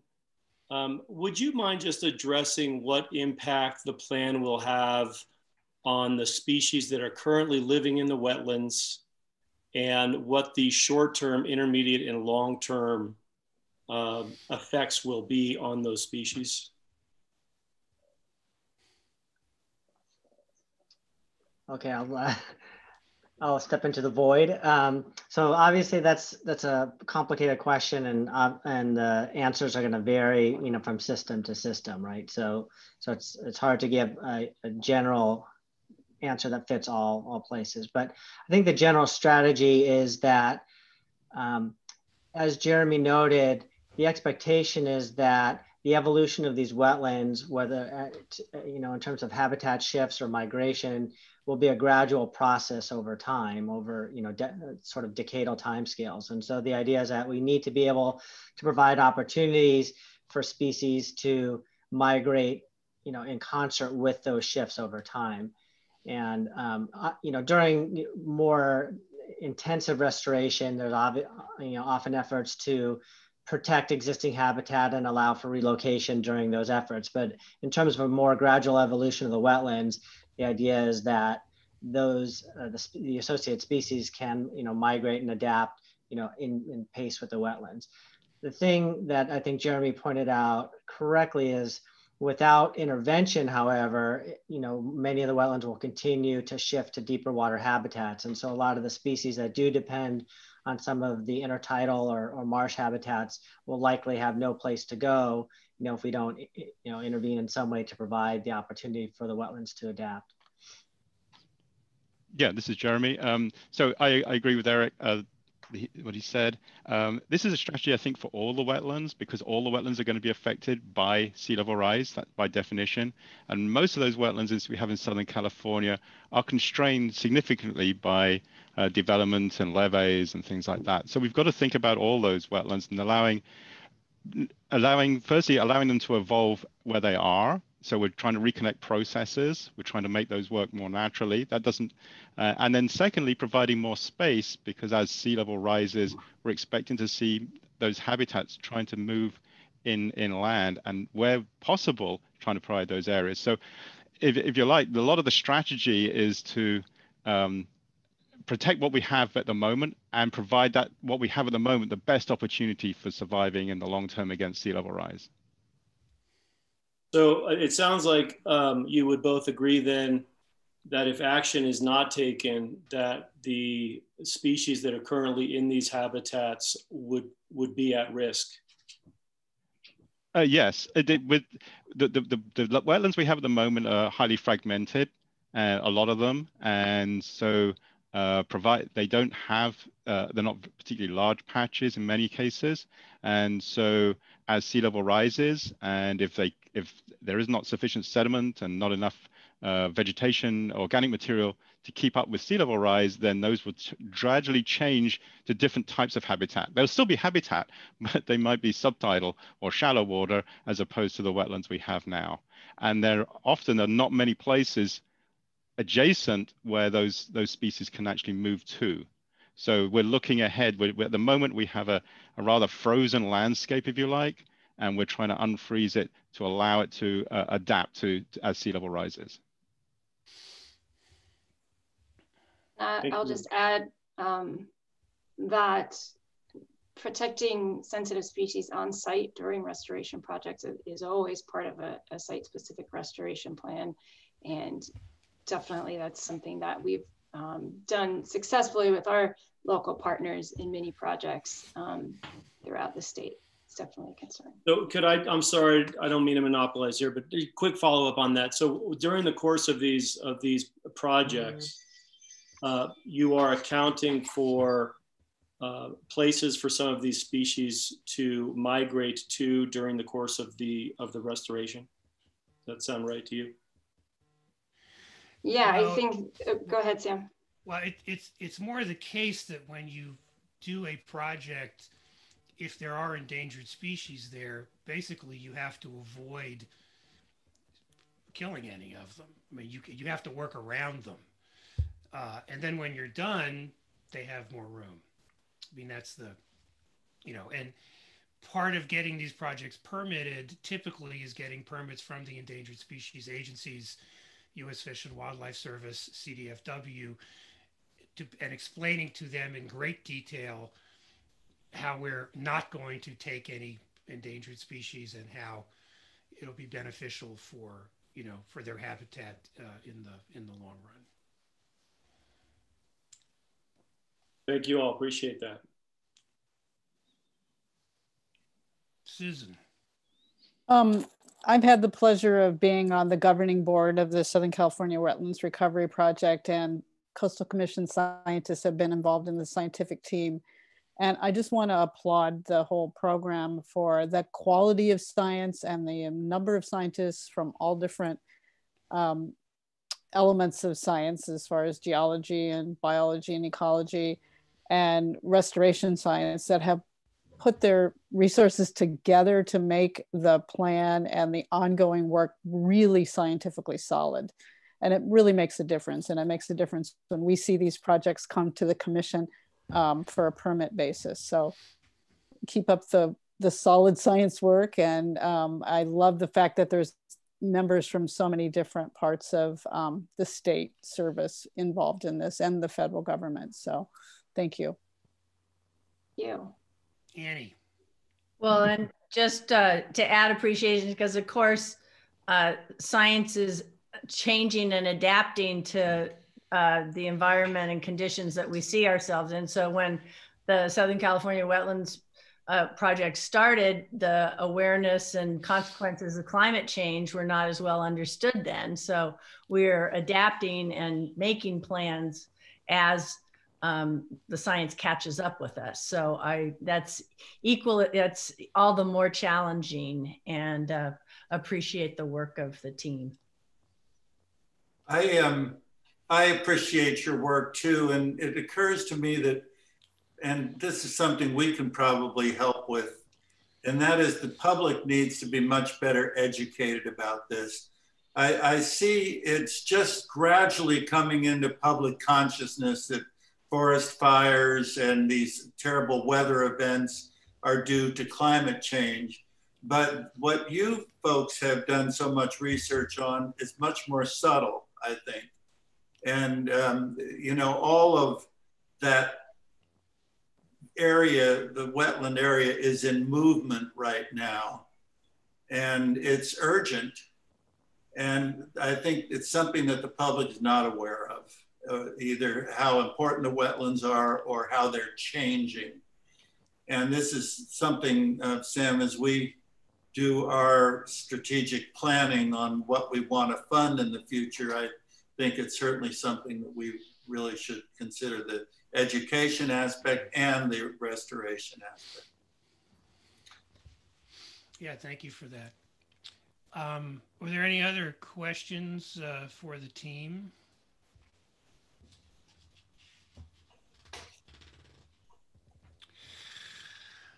Okay, well, thank you all. And that concludes the EO report, which was moderate in length, not short, but not long. And again, thank you. And we'll go on now to item 6 on our agenda, which, let's see, that is the Los Cerritos wetlands in Seal Beach. And Thank Joel, you, Chairman Bosco, and members of the State Coastal Conservancy Board. This is Joel Gerwine, and I will be presenting the Los Cerritos Wetlands Southern Area Planning and Permitting Project. Staff recommends that the Conservancy Board authorize disbursement of $250,000 of once-through cooling funds to the Los Cerritos Wetlands Authority, or LCWA, to prepare plans, environmental documents, and permit applications for wetland restoration and public access facilities in the southern area of the Los Cerritos Wetlands in Seal Beach. The LCWA is a joint powers authority made up of the Coastal Conservancy, the Rivers and Mountains Conservancy, and the cities of Long Beach and Seal Beach. It was established in 2006 to lead wetlands protection and restoration efforts in the Los Cerritos Wetlands. As shown on the map, the project is located in Seal Beach on the Orange County-LA County line. This slide shows the 105-acre southern area that is the focus of this project outlined in red, along with the larger 500-acre Los Cerritos wetlands complex. This slide focuses on the project area. The project area is made up of the 100-acre South LCWA parcel, which is owned by the LCWA, and a 5-acre parcel owned by the State Lands Commission. The LCWA holds an easement for management of the state lands parcel. The LCWA would not need to acquire additional property to implement habitat restoration and enhancement in the project area. Now I'm going to tell you about the history of the Los Cerritos wetlands and the project area specifically, and why I think it is important and very feasible to restore tidal wetlands on the site. This figure is from a historical ecology study of the San Gabriel River watershed prepared by the Southern California Coastal Water Research Project in 2007. It indicates that the tidal fringe area of what was a dynamic watershed was characterized by extensive tidal marshes and alkali meadows. This 1873 Coast Survey map focuses more specifically on the project area outlined in yellow, showing that it consisted of low to high elevation tidal marsh and adjacent uplands. Wetlands in this area were later impacted by oil development and filling and cut off from tidal exchange by the levees on the San Gabriel River. This aerial photo from 1968 shows the project area soon after it was impacted by the fill from dredging of the San Gabriel River and the excavation of the Haynes cooling channel. This slide shows current habitat in the project area. About 58 acres of the project area consists of weedy uplands, which show up on this map mainly as the areas with vertical tan striping. However, there are about 27 acres of tidal marshes and associated tidal flats that have formed due to limited tidal influence from a leaky tide gate connected to the San Gabriel River, which show up on the map as the teal areas. The conceptual restoration design calls for avoiding grading in these areas and enhancing these marshes with additional tidal exchange. There are also salt flats in the project area that formed on compressed fill. These salt flats do provide habitat for migratory birds when flooded by winter rains, but do not support the characteristic plants and invertebrates associated with salt pans in functioning tidal marshes. The conceptual design calls for restoring salt pans within a restored salt marsh complex that can support invertebrates and plants and provide better foraging habitat for migratory birds. The proposed project includes multiple components to support design and environmental compliance. LCWA and its consultant team will conduct technical studies, including biological resources, cultural resources, hazardous materials, and geotechnical studies, hydrologic analysis, and a wetland delineation. They would prepare a 30% design and also prepare documents for California Environmental Quality Act compliance. The project will tier off the program EIR for the restoration of the entire 500-acre Los Cerritos wetlands complex. The PEIR is being finalized by the LCWA and may already be certified by them at the time that you hear this presentation. This project itself is categorically exempt from CEQA as it only involves planning. LCWA would also prepare a 65% design and permit applications. Throughout the project, LCWA will work with stakeholders, tribal governments, and the public, holding at least 6 outreach events and meetings, including meetings with the Tribal Advisory Group, Technical Advisory Committee, and the community. The goal is to develop restoration designs that reflect a real collaboration between these groups. The site is expected to be restored in 2 phases, Phase 1 in a few years and Phase 2 in 10 years when the Haynes cooling channel can be used for a tidal connection. This slide shows the Phase 2 conceptual restoration design. The next phase of planning will build off this conceptual design, but will be refined with additional scientific and community input throughout the project. The conceptual design you see here was developed by the LCWA incorporating public input over several years. This plan focuses on restoring ecosystem processes.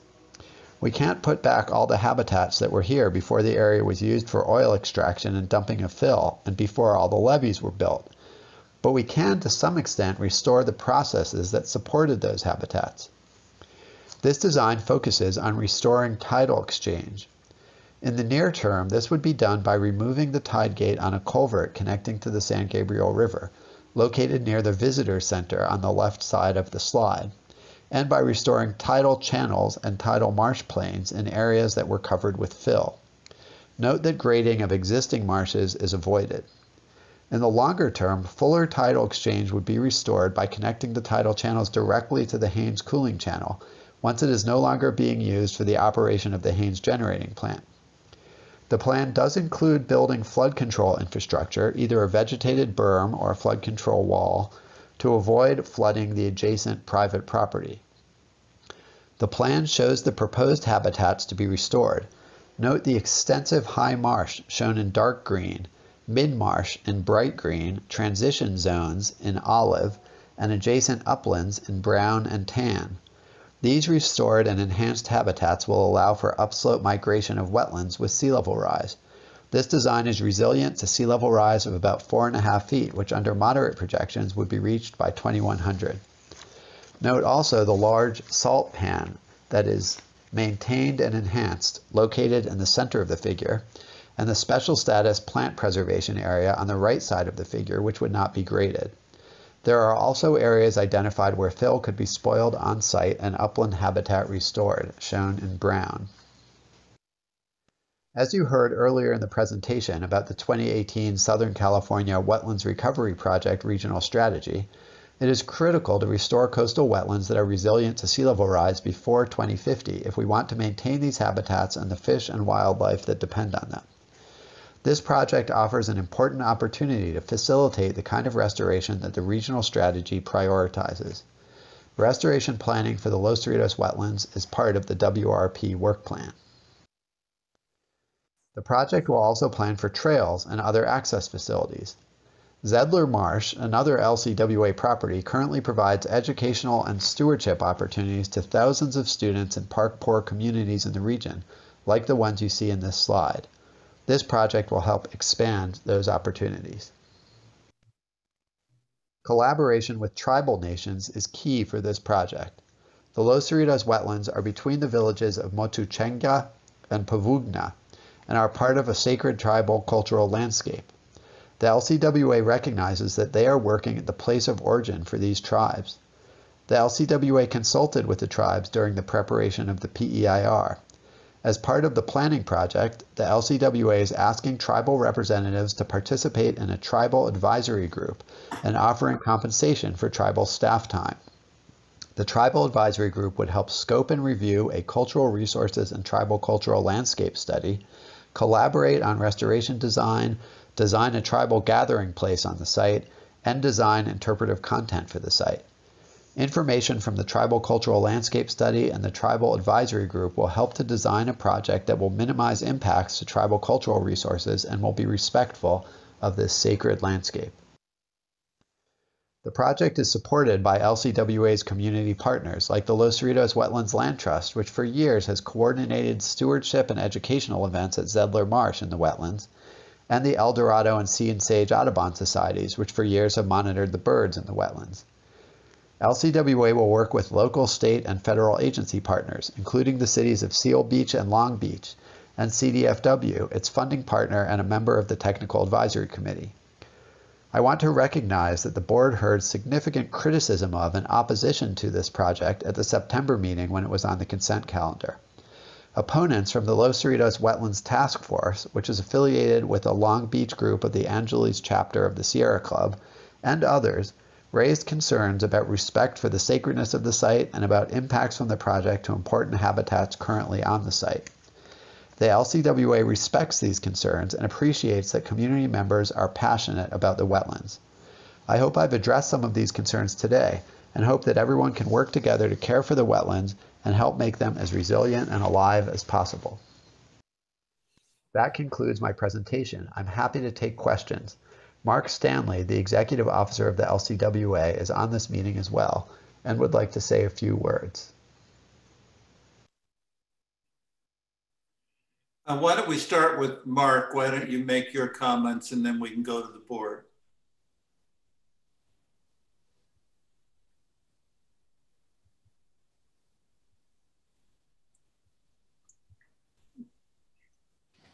Here he comes.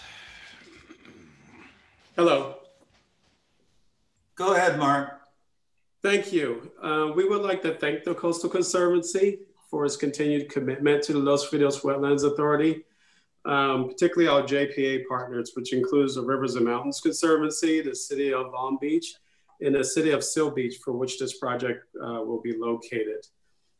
The Coastal Conservancy continued commitment to these efforts has been tremendous ever since the conceptual restoration plan through this program EIR that we're developing and soon will be certified to this project, which allows us to move from planning into implementation.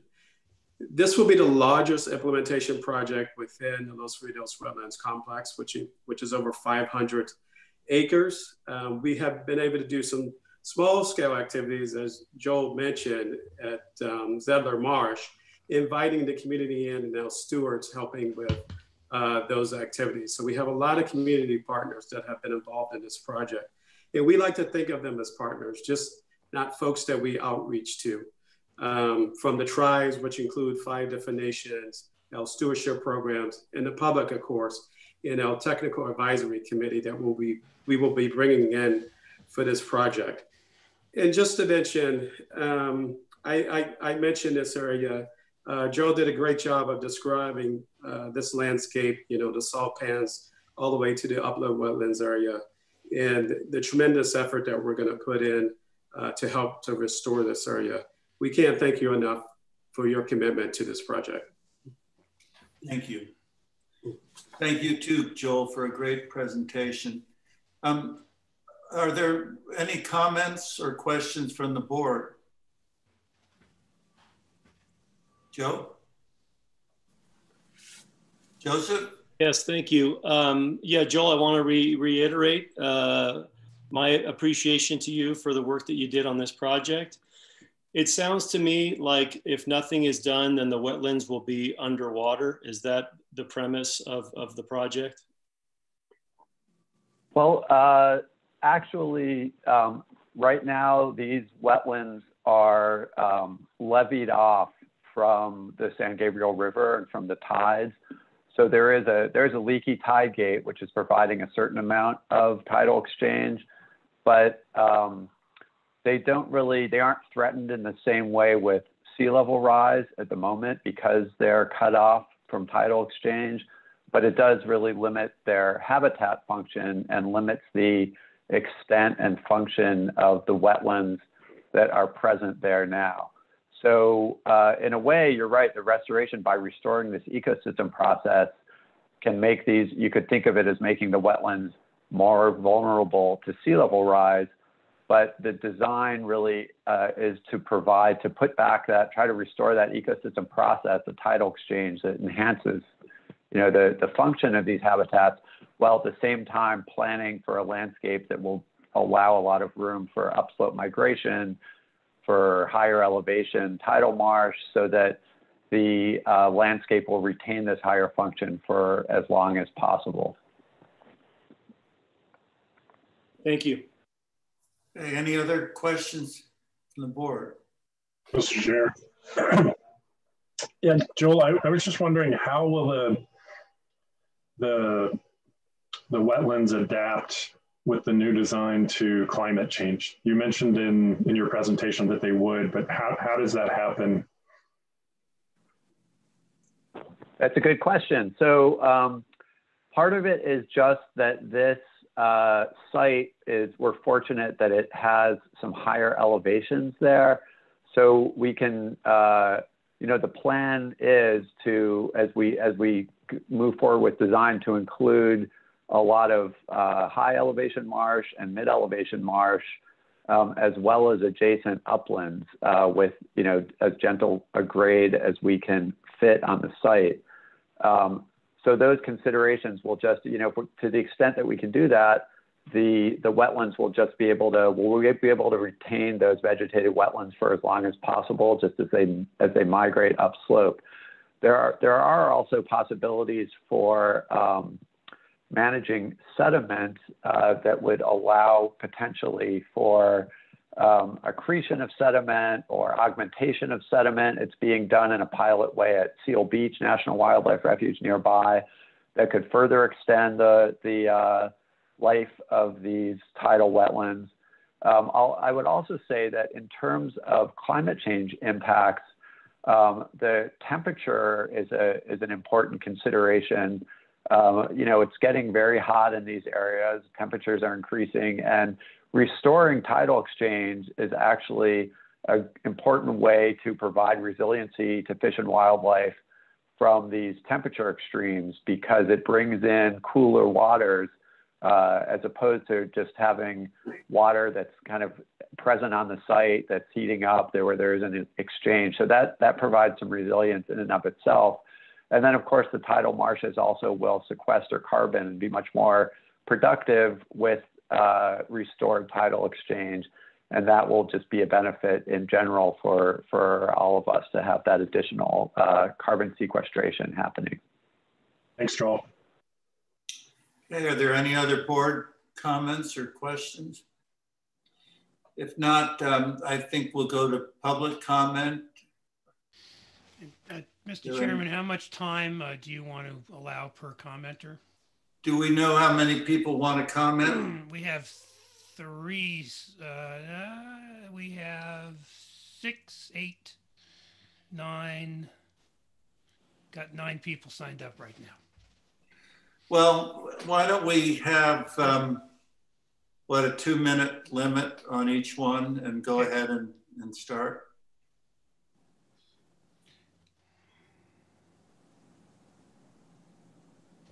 We had a substantial number of comments the last meeting, as I recall. Yeah. And also, it'd be better if the Bayona folks, don't spill over into this one like they did last time. We should hopefully limit the comments to this particular item. Phone number 2634, you can speak. Okay, I don't know if that was meant for me, but my name is Marcia Hanscom. I'm not one of the Bayona folks. I am a citizen who has cared about coastal wetlands for 30 years and worked to protect them. And I used to live in Long Beach, and I can tell you that the Los Cerritos Wetlands Plan is completely ignoring the reports that your own Coastal Conservancy has put together and paid for. The new science shows that these coastal wetlands were not open to the sea year round. They are not like San Francisco Bay.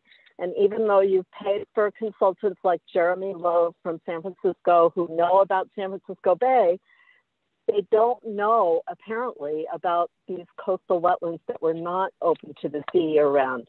The species that are there are reliant on more freshwater and brackish water and uplands.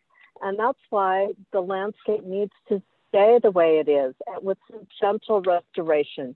This is almost a duplicate of what you're thinking about at Bayona, because you've got oil interests here.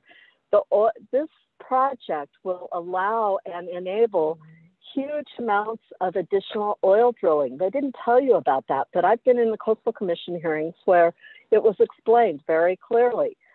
Oil is driving this project, just like gas is driving the project at the Bayona wetlands.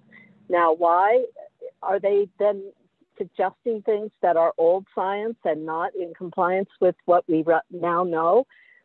I don't know. Maybe it's the billions of dollars we have in bond money that are attracting all of these consultants and all of these people, consultants who are related to these organizations. So I think that I really love the question that you asked, Mr. Alioto, about the species, and I don't think your answer was, I don't think you received a good answer. Thank you.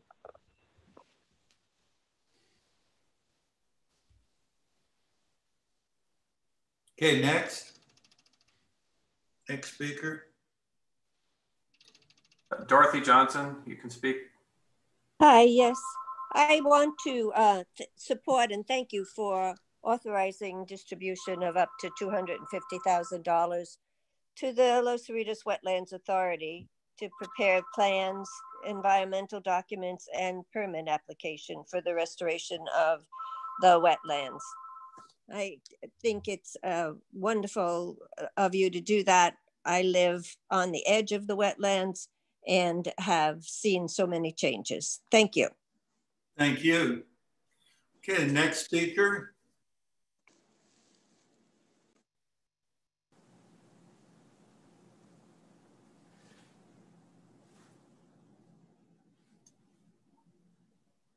Patricia McPherson, you may speak. Okay, Patricia, can you hear us? I just undid my thing. Again, I would like to, I am Grassroots Coalition, Patricia McPherson. We support the Sierra Club's point of view on this, the Los Cerritos Task Force of the Sierra Club. And I would also like to go back to a comment that Mr. Aliota made. If nothing was done, will the wetlands be underwater? All having to do with climate change. Like Bayona, it appears that this area, as was stated, will not be underwater. And I encourage you to realize that these are not like northern wetlands. We have the governor's order for sustaining biodiversity. And these wetlands that are predominantly seasonal freshwater wetlands, or any aspect of the Cerritos wetlands that is a predominantly seasonal wetland, needs to be in particular protected for those freshwater resources. These are not, a lot of the ones along the coast are being homogenized according to Dr. Margot Griswold with this cookie cutter dig out to allow for the so-called return of the ebb and flow of the ocean, when that is not the function of these wetlands, historically speaking, and there is fresh water. I also wanted to ask, with regard to studies done, what studies have been done with regard to these wetlands for harm to their fresh waters from the saltwater intrusion? I've been on numerous meetings with state agencies regarding this, and the answer is each wetland needs to be studied specifically. I don't believe this has been done for the Los Cerritos wetlands. I know for sure that it hasn't been done on Bayona. There are no hydrology studies done on Bayona, only hydraulics for the amount of water coming down the channel, which were inaccurate as well. But I would like to see that done for Los Cerritos. Thank you. Okay, thank you. The next speaker, please. John Fries, you can speak. John Fries? Yes, hello. My name is John Fries. I am president of the Los Cerritos Wetlands Land Trust that was mentioned during the presentation. We are in favor and support this generous funding that the Coastal Conservancy is considering for planning for the Los Cerritos Wetlands Authority. Los Cerritos Wetlands Land Trust, the names are confusing, has worked on this process and this goal of acquiring in public hands the available land, and once acquired, restoring it to a functioning wetland. I respectfully disagree with the previous speaker. This is not oil driven. This is conservation driven. We want to restore the land as much as possible to a functioning wetland. And I support, again, your generous funding of the planning for that process. Thank you. Thank you, Mr. Fries. Sorry for getting your name wrong originally. All right. Okay. The next speaker, please.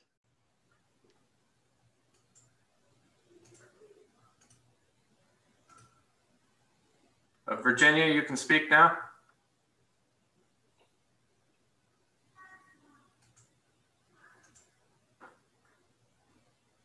Hello? Hi, Virginia. We can hear you. Go ahead. Oh, okay. My name's Virginia Bickford, and I'm with the Protect Long Beach Los Cerritos Wetlands Task Force, and I'm also a member of the California Cultural Resource Preservation Alliance. We do oppose funding of these studies at this time on the basis that the PEIR, which is the authority for all of this, has not been approved by the Coastal Commission or any other organization. The studies are premature because the programs themselves have not been thoroughly defined, and they have not been subjected to EIRs. We also disagree because there are huge berms which are proposed at present, and those really have not been the subject of appropriate public outreach. I've been to all but one public outreach occasions in this area. I'm a resident of Los Alamitos, and those berms, except for a poorly attended Zoom meeting in the spring, were not part of the original plan.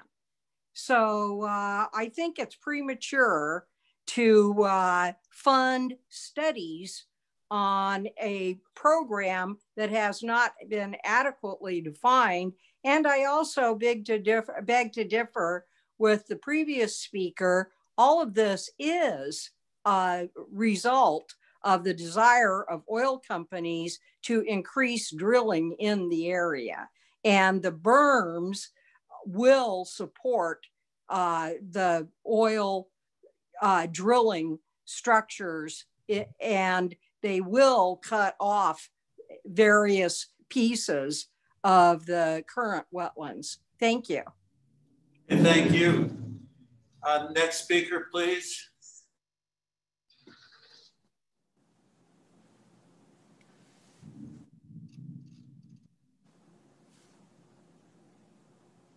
Ann Cantrell, you can speak.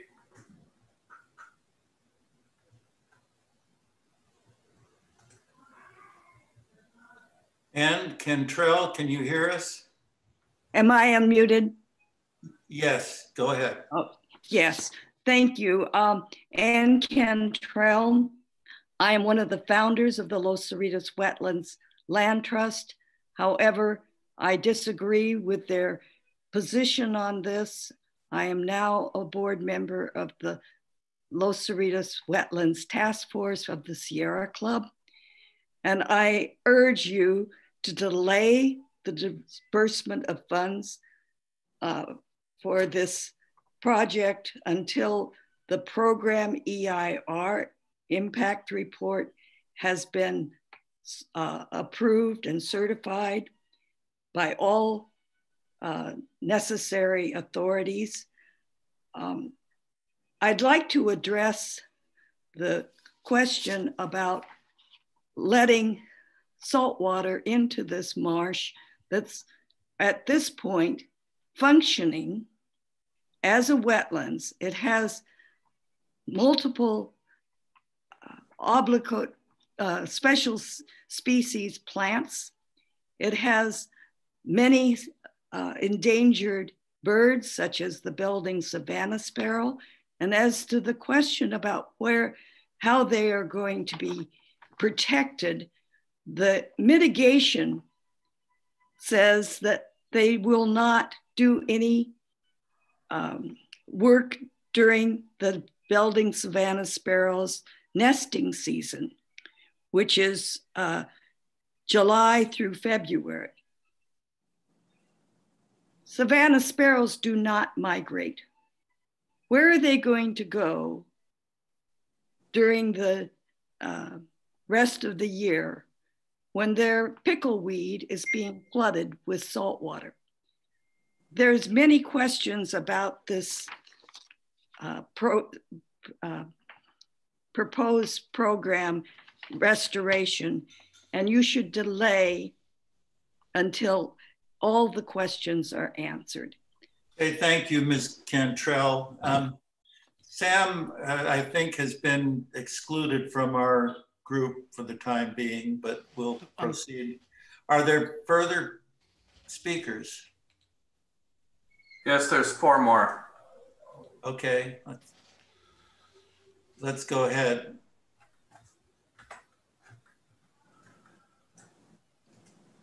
I will do the timer when Sam is off. Oh, Sam's back. Okay. I'm actually back. I don't know what happened. It kicked me out. Well, I'm sorry to hear that, Sam. That wasn't intentional. Okay. Could we please have the next speaker? EJ Lamb. Okay. Hello, am I unmuted? Can people hear me? We can hear you. Okay, thank you. So my name's Elizabeth Lamb. I'm the executive director of the Los Cerritos Wetlands Land Trust. And I speak on behalf of our thousands of members and supporters. I do want to tell you that rather than have us clog up your meetings with person after person testifying, I'm testifying on their behalf. We support this agenda item. We support the disbursement of these funds. I've spent a lot of time out on the Hellman property, and it's there's huge potential for restoration, and it would really be a missed opportunity to not move forward. Hearing your staff's presentation, it seems to me that a lot of the issues that folks are sort of flinging at you that we don't know are true or not would be sorted out and further studied, since the monies here would go for community outreach and to consult with tribal members. So I really hope that you move forward with this and do hear from my voice, which is the voice of many, many people. Thank you for your time. Thank you. The next speaker, please.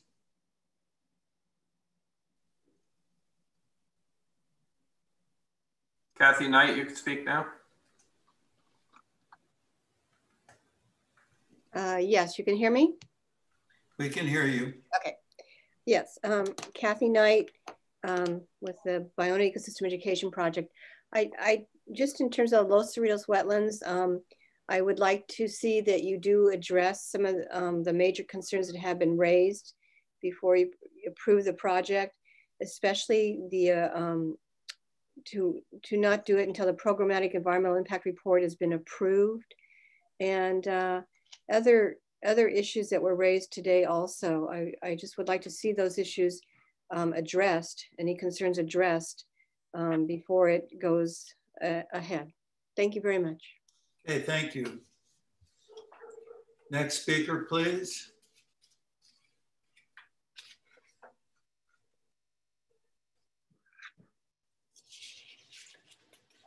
Hello, is there another speaker? Yes. Hi. Mary Parcell, El Dorado Audubon Society. Can you hear me? Yes, we can hear you. We support this funding. We spent a lot of time studying it. We hired in 2015 Daniel S. Cooper and Robert Hamilton, both very good consultants on the one stage of the Los Cerritos wetlands. On this particular stage, we met recently with our biological consultant, Rob Hamilton, and the LCWA staff with our some specifics of this, which I think will be in the next round. We also sent information in on the program EIR. Our chapter has been interested in this and working actively on this since 1979. For 10 years, we led monthly yearly tour. Now since 2005, we've been out on this and other pieces of the Los Cerritos wetlands on a regular basis. We love the birds out there. We are based in science. We go by the science, and there's no reason in our minds to not proceed. And as was reported, our sister chapter, Sea and Sage Audubon, which is other parts of Orange County, also supports this funding. So the time is now to go ahead. We support it. Thank you very much. Okay, thank you. Do we have another speaker? Robert, you can speak now. Okay, hello. Robert Jan van de Hoek, a scientist, environmental biologist and geographer, a hydrology background. I was invited by the petroleum company that owns the Cerritos wetlands. They asked me to come as a scientist with my organization, the Ballona Wetlands Institute, because they were asking for us to buy into the project and offer us some money. So that was interesting to come there. I didn't know it at the time, but in subsequent meetings I learned, but it allowed me some field work time there to walk on their private property. And I saw how what they describe as a leaky gate is, or someone has described as a leaky gate, is really not a leaky gate. It's been that way for quite some time. Otherwise, the salt marsh vegetation and the nesting building savanna sparrows wouldn't be there. As a senior citizen, Anne Cantrell mentioned, who's a really good Audubon naturalist, she pointed out the rare plants that are there now, a parish saltwort. And I wanted to say that a real low cost item that you could do when the time is needed is to raise the levees by a combination of sandbags and walls atop the existing levee, but allow the water to continue to come in through that leaky area. And you can buy yourselves a half a century of time to see what's going to actually happen with sea level rise. And you need to remember that this Cerritos wetland ties into the yacht harbor entrance of Long Beach. And so there's going to have to be changes thinking about what's going to happen to the entrance to the harbor for the sailboats, if we're assuming the sea level rise is occurring. In other words, if they shut off the entrance at the sea or alter the entranceway for the boats or have to terminate entrance of boats coming into the whole harbor complex, because it's going to inundate all the homes and businesses, we are going to see a change there. And that's going to then delay or change how water is going to come to this salt marsh and preserve it. There's really no rush, and you really need a more careful study. And you have many citizens who are coming from consciousness and logic suggesting more time. I think Mr. Alioto, what you asked was really insightful and motivated me to give you gratis information as a scientist. Thank you. Okay, sir, thank you. Do we have any other speakers? No, Doug, that's it. Okay, if not, I'll entertain a motion that we approve item 6. Is there someone want to move that? Hey, Doug, before we do, can I just ask a question or two of? Yeah, certainly. Is that all right? Yeah, go ahead. So, you know, on the EIR issue, if I just want to be really clear about what the agenda item is, which is what? It is the funding for additional plans and environmental docs that we are not voting on approval of this project. Is that accurate? That's correct. Yes, that's right. There's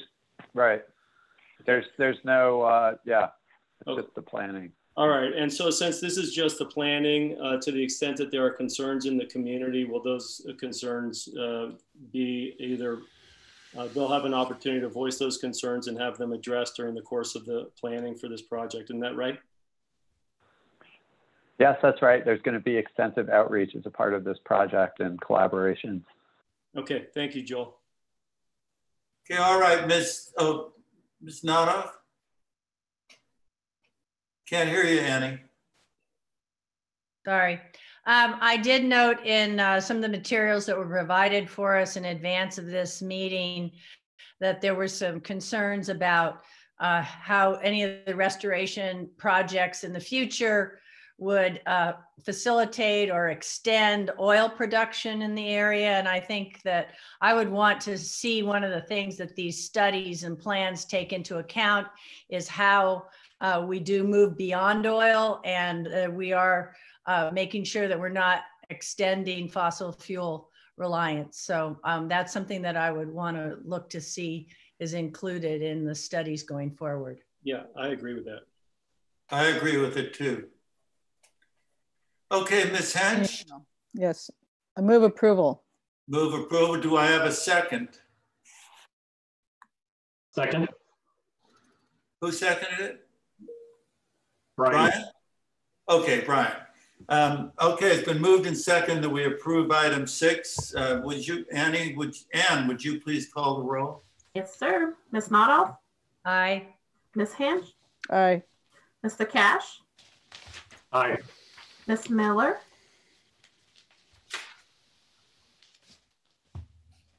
Ms. Miller? Gail, are you there? Okay. Mr. Aliotto? Sorry, I'm sorry. I'm having, sorry, yes, Gail's here. Okay, did you vote yes or no? I did. Sorry, Mr. Bosco, please forgive me. The downfall of Zoom is that I multitask. I sincerely apologize. Okay. Mr. Aliotto? Aye. And Chair Bosco? Aye. Okay, this motion passes. Item 6 is approved. Okay, we'll now go on to item 7 with Sam Genicus. Sam? Well, first of all, the presentation. Good day, Chair Bosco and members of the Conservancy Board. My name is Sam Genicus, and I'll be presenting the Rose Valley Creek Restoration Project to you today. Staff recommends that the Conservancy authorize disbursement of up to $445,990 to California Trout to plan and prepare designs, technical analysis, and reports for the Rose Valley Creek Restoration Project in Los Padres National Forest in unincorporated Ventura County. The Rose Valley Lakes area of Rose Valley Creek is situated in the southeastern portion of the Los Padres National Forest in Ventura County. Access to Rose Valley is from Highway 33 north of Ojai and Rose Valley Road. The road serves as access to the existing Rose Valley campground and recreation area, which is within the project area. Rose Valley Creek is a tributary of Sespe Creek in the Santa Clara River.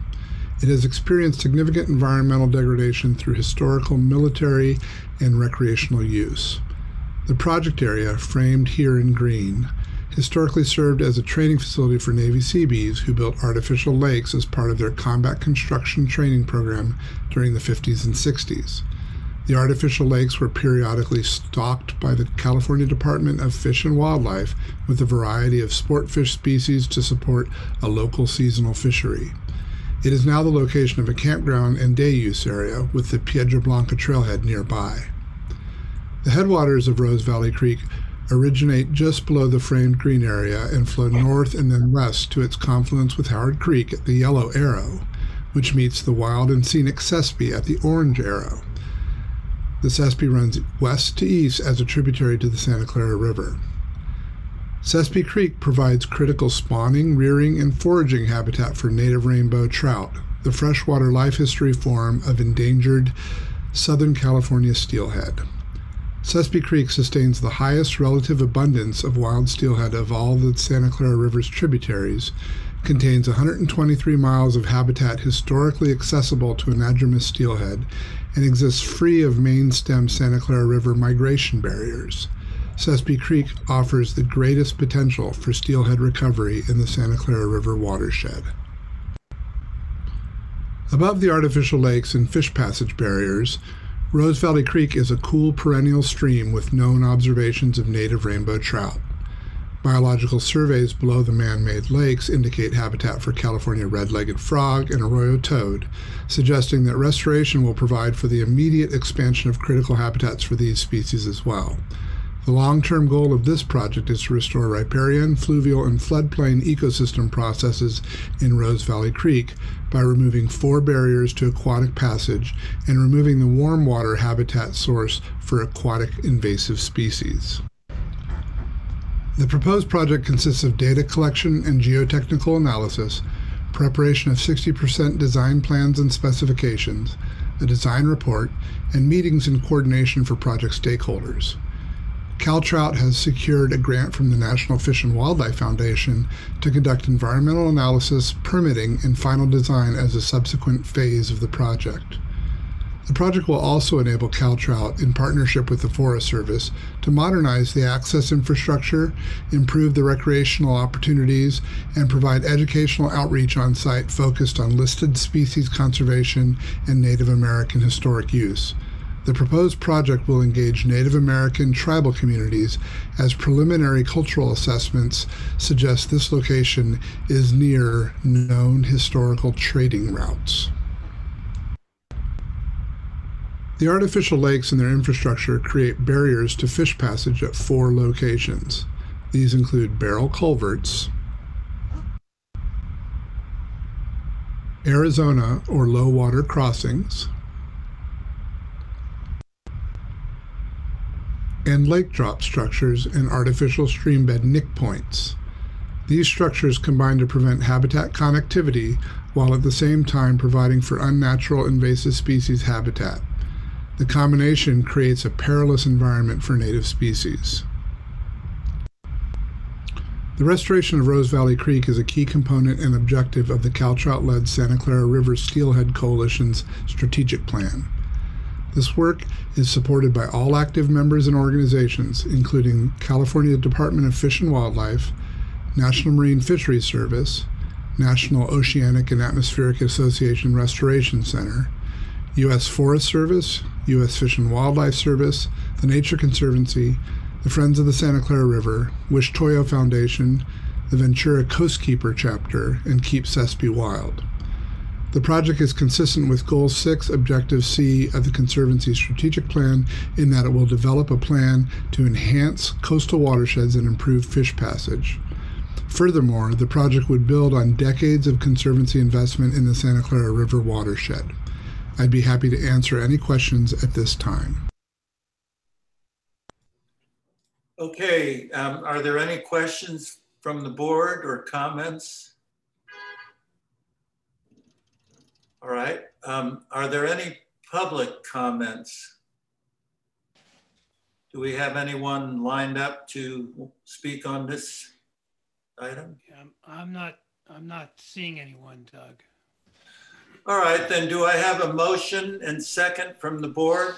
I move to pass item 7. Okay, Mr. Alioto moves and Ms. Hench seconds that we approve item 7. Ann, will you please call the roll? Yes, sir. Ms. Nottoff? Aye. Ms. Hench? Aye. Mr. Cash? Aye. Ms. Miller? Aye. Mr. Alioto? Aye. Chair Bosco? Aye. This motion passes. Okay, thank you very much. Thanks, Sam. Thank you. Let's go on now to item 8, and that will be hosted by Megan Cooper. Good morning, Chair Bosco and members of the Conservancy Board. This is Megan Cooper, and I will be presenting the Maritime Rocks access at Big Rocks Beach to you today. Staff recommends that the Conservancy authorize disbursement of up to $550,000 to the Mountains Recreation and Conservation Authority to construct new public beach access improvements at Big Rock Beach in the city of Malibu. The source of funds for the project is the Conservancy's Violation Remediation Account, where the Conservancy holds funds derived from Coastal Commission enforcement actions. The project site is located in between residential properties at Big Rock Beach along Pacific Coast Highway in the city of Malibu. Big Rock Beach has been publicly owned for decades, and locals and visitors use the site for public access. The site provides a secluded area to enjoy coastal recreation, given that the beach is well below the highway, away from traffic noise and distractions. This site is also located on a 3-mile stretch of Pacific Coast Highway with little public access. Coastal recreation activities seen at this site include fishing along the shoreline, watching birds and offshore marine life, picnicking on the beach, and sunbathing. The level of usage necessitates adequate and safe beach access to enhance the beachgoing experience and enjoyment of coastal recreation. However, the site currently lacks permitted structures for safe access. The existing chain link fence that serves as a safety barrier between the highway and the beach below is dilapidated and needs replacement. Visitors currently scurry down the slope on the eastern edge, where there are unpermitted and degraded wooden structures, and there is debris and dead tree limbs that create an uneven surface for users on the bluff top. The project site is not accessible for visitors with impaired mobility in its current condition. The proposed project will provide much needed safe public access, consistent with the Americans with Disabilities Act, and enhance recreation opportunities at Big Rock Beach. The proposed project includes removal of all unpermitted improvements and the construction of new improvements that include a 5-foot wide beach access stairway, new bluff top view overlook, new fencing and gates with automatic time locks, and a new 5-foot wide decomposed granite pathway along the highway. Dead plants on the site's northern slope and the edge of the bluff will be replaced with coastal species native to the region. In addition, new public signage will be posted for better site recognition and enforcement of beach use rules. The proposed project is supported by groups and individuals that continue to work for public beach access in Malibu. Supporters include Happy Trails for Kids, Community Nature Connection, Latino Outdoors, and many others. I'd be happy to answer any of your questions, and the grantee is also here to answer your questions. Thank you. Okay, are there any questions from the board or comments? Ms. Hench? I just want to endorse the approval of this item. This is funded through the violation remediation account, which the Coastal Commission collects these violation fees for damage to resources in the area. And this is something we've been working closely with the Conservancy staff on, and we strongly endorse the project. Thank you. Good. Any other comments from the board? I was just going to observe that given the dilapidated condition of the access way and the heavy use that it already experiences, that you can conclude that a lot of people will really enjoy this once it gets fixed up. I was wondering who did the design review on those buildings at near. Yeah, what about that? I'm happy to move approval. Hold on a second, Annie. We have to ask for public comment first. All right. Is there any public comment? All right. If there isn't, Ms. Nodoff moves, Ms. Hench seconds that we approve item 8. Anne, will you please call the roll? Yes, sir. Ms. Nodoff? Aye. Ms. Hench? Aye. Mr. Cash? Aye. Ms. Miller? Aye. Mr. Alioto? Aye. Chair Bosco? Aye. This motion passes. Item number 8 is approved. All right. Thank you, Megan. That was a nice presentation. All right. Now we go on to a statewide project. And that will be presented by Virgilio, Salini, and Emily.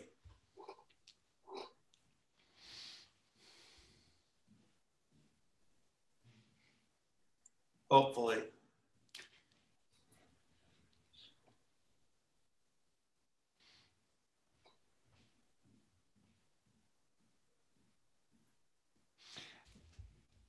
Yeah, Chris is bringing them all in, and just I want to note that Virgilio is one of our newest staff members. Sam, is this his first time presenting? Yes, it is. So, as is tradition, we should ask a few questions. Andrew dropped off and he's doing the presentations. Give me a second here so I can bring it up.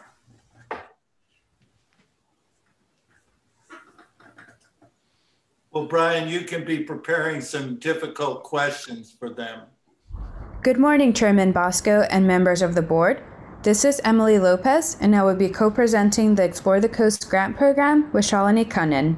Today, staff recommends a disbursement of up to $695,000 to fund nonprofit organizations and public agencies for 21 projects that facilitate and enhance the public's opportunities to explore the California coast. The Explore the Coast grant program seeks to increase access to the California coast, particularly for people and communities that may face challenges visiting and enjoying the coast. Through these grants, tens of thousands of Californians have been able to experience the coast, often for the first time. Every year, our program has received more proposals, making the grant rounds very competitive. For the past 2 years, the Conservancy has worked with 7 Explore the Coast Advisory Board members, who represent the interests and have experience with the communities served by the grant program. The advisory board has provided input on application process, the project scoring, and each year they also review applications along with staff. To best meet the Explore the Coast grant priorities, we have prioritized projects with strong connections to the communities served. This year's Explore the Coast requests for proposals were announced February 2020. The grant proposal period time was extended to and closed on April 20th, 2020 because of the COVID-19 pandemic. We received a total of 114 proposals. Conservancy staff scored all the applications, and the top 50 applications were also reviewed by the advisory board. In August, Conservancy staff and the advisory board met over Zoom to discuss the proposals, and staff is recommending a final set of 21 projects described in the staff recommendation. In this presentation, we will showcase 10 examples of the projects that meet the program priorities. In the interest of time, we will not review all 21 projects. As in previous years, the program is funded by the California Environmental License Plate Fund, derived from the sales of specialized license plates, and the Coastal Access Account, derived from the Coastal Commission's Coastal Development Permit application fees.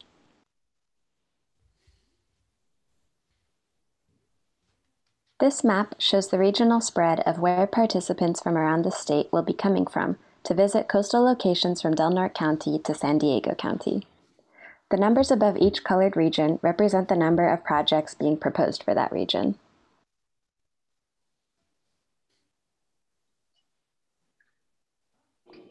Explore the Coast grants serve groups and communities that consistently face barriers to accessing the coast. Here are a few examples of projects that exemplify that goal. Tolowa Dune Stewards will lead fun, culturally focused field trips to the Tolowa Coast in Del Norte County for tribal youth and families who face a variety of socioeconomic barriers to accessing their native homelands. Fathers and Families of San Joaquin will conduct healing retreats to the Monterey Coast for systems-impacted youth, formerly incarcerated individuals, victims of violence, and their families, all from Stockton.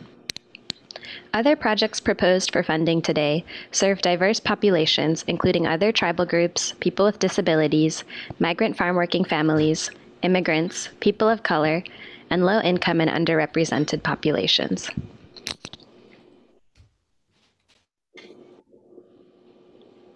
Another priority is to support programs that make all Californians feel welcome on the coast, and to create a sense of belonging for participants, especially first-time coastal visitors. The following projects exemplify this goal. Brown Girl Surf offers surf lessons, history, and ocean education for women and girls who identify as Black, Indigenous, or people of color, primarily from Alameda County and the Greater Bay Area. They build a welcoming community of surf sisters who support each other to surf and safely enjoy the ocean. Santa Monica Conservancy will take 15 Black youth from the city of San Bernardino on an 11-day expedition to learn about coastal ecology and the history of people of color along the coast from Monterey Bay to Santa Monica Bay. Allison Rose Jefferson, a California historian, will facilitate an exploration of the experiences of African Americans and other people of color in coastal California.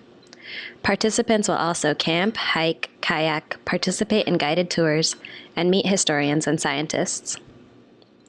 Latino Outdoors will welcome 70 inland participants that are English learners, Native American, or immigrant high school students to the San Diego County coast. Youth will kayak, snorkel, surf, stand-up paddleboard, and boogie board. Participants will also visit the aquarium at the Scripps Institute of Oceanography and receive career mentoring from ecologists and biologists there. Several projects provide a long-term positive impact on participants by offering a multi-year or multiple interaction programs. Many include pathways for participants to become future leaders. City Surf Project in the Bay Area leads no or low-cost surfing programs for youth from Title I schools and underserved communities. Teen participants can get even more deeply involved by joining their summer vocational program, which trains youth to become instructors for City Surf Summer Camp. Outdoor Outreach in San Diego will provide 80 coastal outings for around 400 low-income youth to go kayaking, paddleboarding, surfing, biking, hiking, and tide pooling. This program also offers a pathways to job and leadership opportunities. Participants can go on to become instructors and peer mentors for other youth in the program. Yes Nature to Neighborhoods will engage underrepresented Richmond youth ages 8 through 18 in the Youth Leadership Pathway program. This program has a 10-year structure. It serves children into young adulthood, starting with a nature-based summer camp and eventually leading to a year-round program where teens teach younger students. This grant will also support the Coastal Conservation Corp and help offer stipends incentivizing youth to hold leadership roles. Finally, we seek to support projects that demonstrate understanding of or have strong partnerships with the communities they serve. Ventana Wildlife Society is partnering with Aliso Health Clinic to provide migrant farm working families with a nature strategy to combat childhood obesity, anxiety, and stress. The health clinic offers a nature prescription program to East Salinas families. Ventana Wildlife Society will support transportation, healthy snacks, and guidance on nature activities to make those visits successful. In Los Angeles, Stoke Mentoring will mentor 400 low-income middle and high school students from the central Los Angeles area via ocean sports. Participants start the program with a week of swimming lessons, followed by weekends of surf sessions over the next 8 weeks, an ongoing mentorship for a whole school year. Families also have a chance to participate by joining youth and mentors with a community beach day. In conclusion, this year's batch of Explore the Coast projects builds on many successful years of the program. The projects we shared today are just some examples of what the 21 projects proposed for funding will accomplish. Leveraging the $695,000 of Explore the Coast funds, project partners will provide approximately $1.4 million in matching funds and over $350,000 worth of in-kind services. Much of this is a result of the hundreds of hours of volunteer time that will support ETC projects, which just reflects how important these projects are to the communities that they serve. These projects all address Conservancy's strategic plan goals around environmental education and public access. Finally, this program goes above and beyond our goals on the coast as well, by providing recreational and social opportunities and addressing health and culture.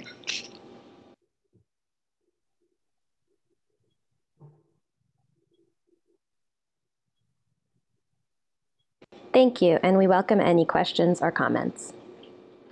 All right, are there any questions or comments? Ms. Hench? I assume that most of those photographs were taken before the whole COVID-19 circumstance happened. And I would like you to highlight, if you could, how you're going to address implementing these projects with the distancing, the mask requirements, and the whole seeing COVID-19, because some of these programs that we've been doing at the Coastal Commission have required massive reorganization on how you can actually implement them. So I'm assuming you've all thought of that, but if you could highlight that for us, that would be really helpful. Yeah, I can take the lead on that one. So from our previous grants last year, some of our grantees have postponed their programs until it is safe to meet outdoors, but the Conservancy has offered a percentage of educational virtual programming so that there's still some sort of engagement with the students who are experiencing a lot of stress from being at home. But we're still reserving a majority of the funding so that when the time does come, students can physically access the coast. So in that sense, we're addressing it that way, but there have been some partners who are meeting in person and have their own safety precautions they're taking, and we are dealing with that on a case-by-case basis. And for these new grantees and applications that we are recommending, we didn't really know at the time what the pandemic scale would be and how it would affect the program. So I think Conservancy staff will work with the partners on a case-by-case basis, leave it up to them on whether they're going to postpone the program until we can meet and we can have COVID under control, or if they have their own precautions, we will work with them. Okay, Mr. Cash. I just had a question. It seems like First of all, I just want to say this, I love these projects, very supportive of this program. It seems like it's a very popular program too, and we had 695,000 to award. What was the total demand for the projects, dollar-wise? I don't know that one off the top of my head, but if Trish or Mary is here, they might know. Yep. And also, I just wanted to put in a plug for those who are not successful and for those who are looking for additional funding for community access projects. The Natural Resources Agency has a youth community access program funded by Proposition 64. So, you know, I can put you guys in touch with Carol Carter, who leads our grants unit at the Natural Resources Agency. It'd be good to have some synergy between the two programs.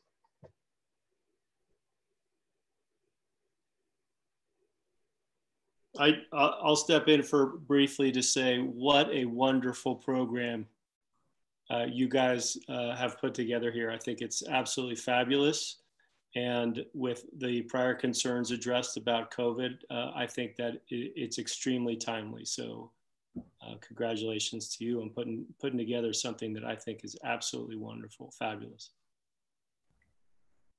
Thank you. Annie? I just want to say that I love the stoked mentoring. I am stoked about the program. All right, are there any public comments? There are a couple, but it looks like Mary Small is here to answer Brian's question about how heavily subscribed was this. Okay. But I'm on mute. Yeah, sorry. I'm still looking it up, the exact number, but it was like 4 million. It's dramatically oversubscribed. So that would be great. We will definitely connect with Natural Resources. Excellent. Thanks. Okay, well, Mr. Alioto, do you want to? Doug, we seem to have two hands up for this item. Oh, all right. Marcia, you can speak now. Thank you, Honorable Commissioners. Marcia Hanscom with the Bionah Wetlands Institute. Of course, we support public access. What I would like to ask all of you to do is ask some harder questions about what's really happening with public access money. In 2011, this board gave $280,000 to a public access project at the Bionah Wetlands. So I looked through this staff report to see if Bionah was there, and yeah, in fact, if you do a search, there's one word, Bionah. So some of this money is going to Bionah. I have no idea how, because you can't find anything else in it. But until you get some real oversight, where is Bill Monning? Is he still here to do some oversight? Or maybe Brian Cash, I'm glad you're here. Some oversight, public access in Area A of the Bionah Wetlands on Fiji Way. There's a beautiful gate that was paid for by this money, beautiful new bike racks, beautiful new trails. It's not open. It's open only to SoCal Gas. Why is that? Why is an area that was meant to be open to the public and says it in the language that your grant said, shall, S-H-A-L-L, that's a lawyer word, shall be open to the public? It's not. It hasn't been open since 2013. It was open for 8 days during 2 years in the morning. That's it, 8 days. So the $280,000 you spent on public access, it's supposed to be open, and the people in the inner city near Bionah deserve to have open access too. But it is open, access is being held hostage to this terrible plan. Oh, once we spend $250 million more to destroy the Bionah Wetlands, then we'll put in some more trails and have some access. So I'm asking you to have some oversight and to really look at and open these public accesses that money has already been spent on. Thank you. Okay. Are there any other comments? Sam, are there any? We have one more, or two more.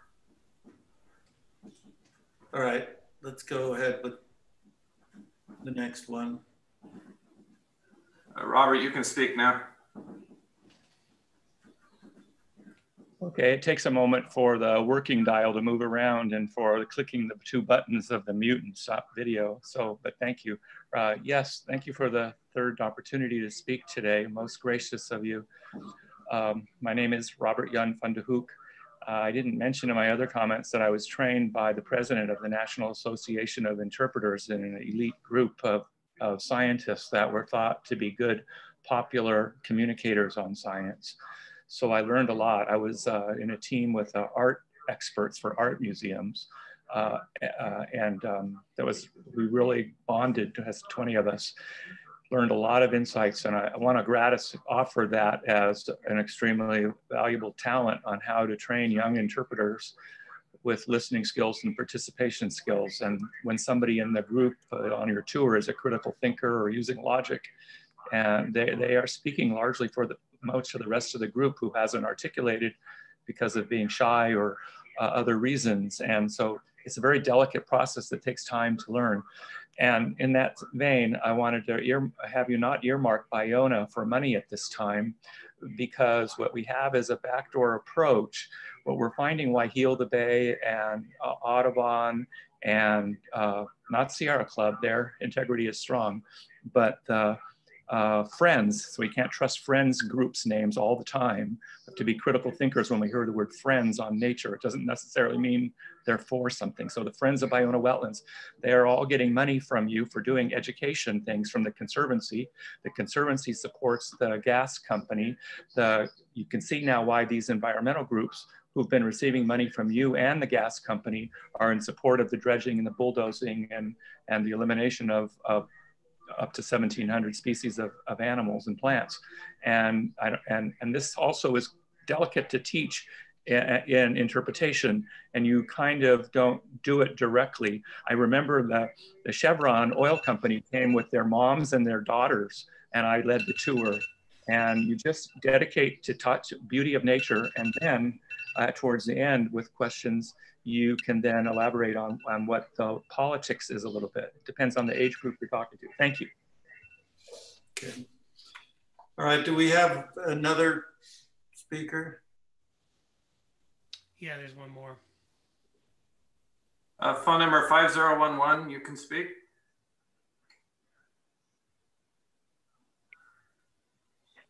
Yes, can you hear me? Yes, we can hear Hello? you.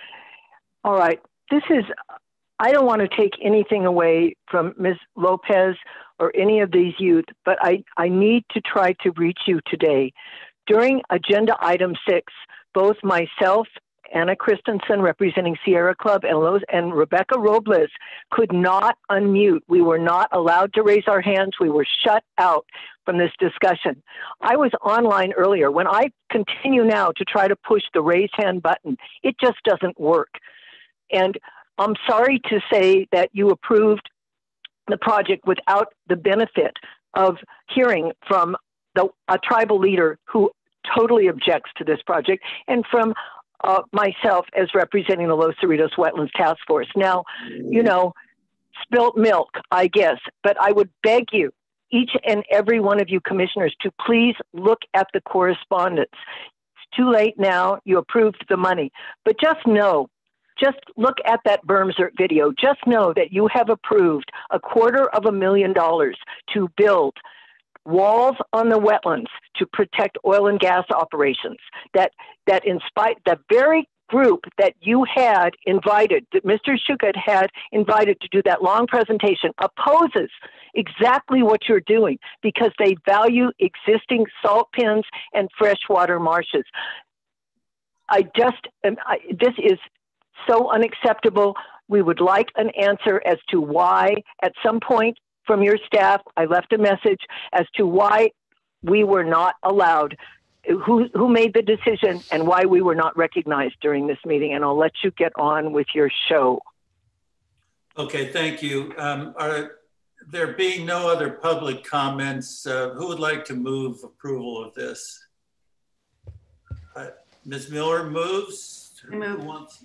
Ms. Hens seconds that we approve item 9. Ann, will you please call the roll? Yes, sir. Ms. Noddle?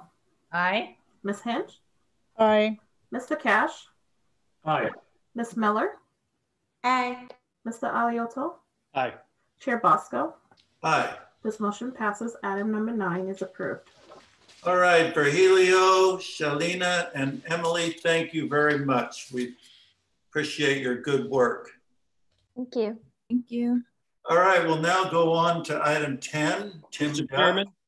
Yes. May I interrupt briefly? Unfortunately, I have a conflict and I need to get off of the meeting, but I wanted to say thank you to everybody for doing such wonderful work every time.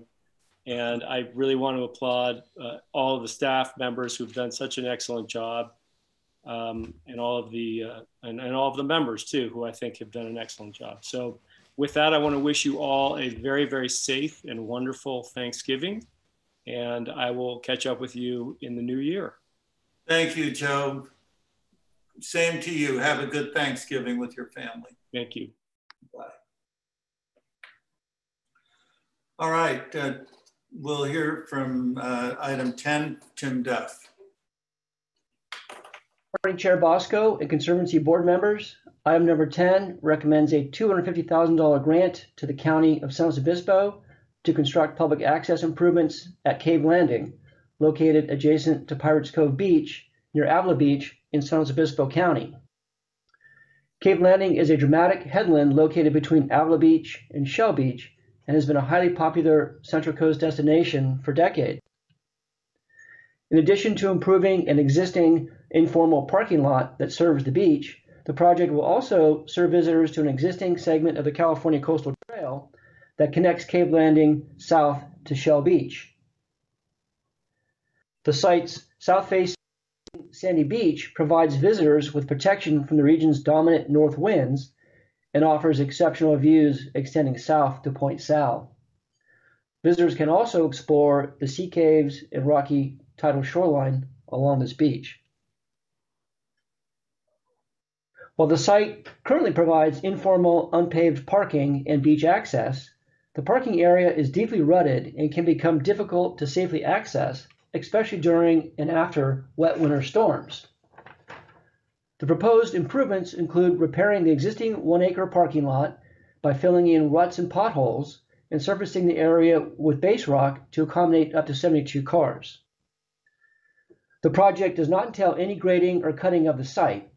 Surfacing the parking lot will decrease stormwater runoff that will be slowed by the base rock and collected in the vegetative bioswales and cobble energy dissipators that will be installed along the bluff edge of the parking lot to manage stormwater runoff and reduce erosion. These improvements will also serve to protect a Native American sacred site located underneath the parking area. ADA accessible parking stalls and an accessible path and viewing area will also be installed. Other amenities will include bike racks, trash and recycling receptacles, directional and interpretive signs, an emergency all-weather gravel turnaround, and perimeter boulders to contain vehicles in the designated parking area. While these improvements are needed to operate the site as a county park, they will not expand the current capacity of the site. A coastal permit was issued locally last month for the project, and it will be ready to construct once the county approves the needed local match funds. The project is supported by State Senator Monning and Assembly Cunningham, as well as local officials and community groups. That concludes the staff presentation. County Park staff is here on the call today to answer any questions you may have. Okay, are there any questions or comments from the board? Sam, do we have any public comments? I don't see any right now. All right, do we have a motion and second from the board? Ms. Nodoff moves, Ms. Miller seconds. We approve item 10, though. Ann, will you please call the roll? Yes, sir. Ms. Nodoff? Aye. Ms. Hint? Aye. Mr. Cash? Aye. Ms. Miller? Aye. Mr. Aliotto, Chair Bosco. Aye. This motion passes. Item number 10 is approved. Thank you, Ann. All right, we'll move on now to item 11.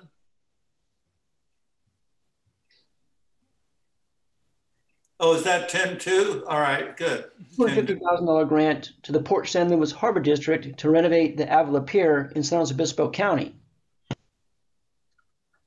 As with many other piers in the state, the pier in the small beach town of Avila serves as a hub of commercial and recreational activity with an estimated 100,000 or more visitors annually.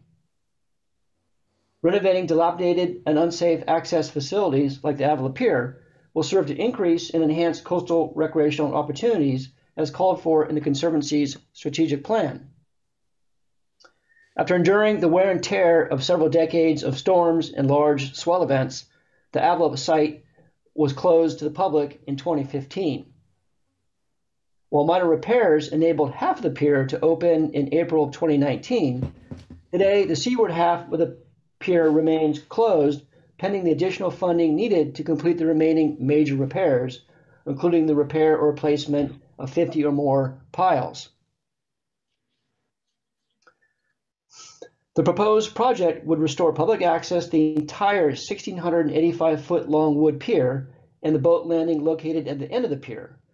Renovating the pier and the boat landing will restore and enhance public access, including recreational fishing and boating access, and improve accessibility and stimulate local tourism.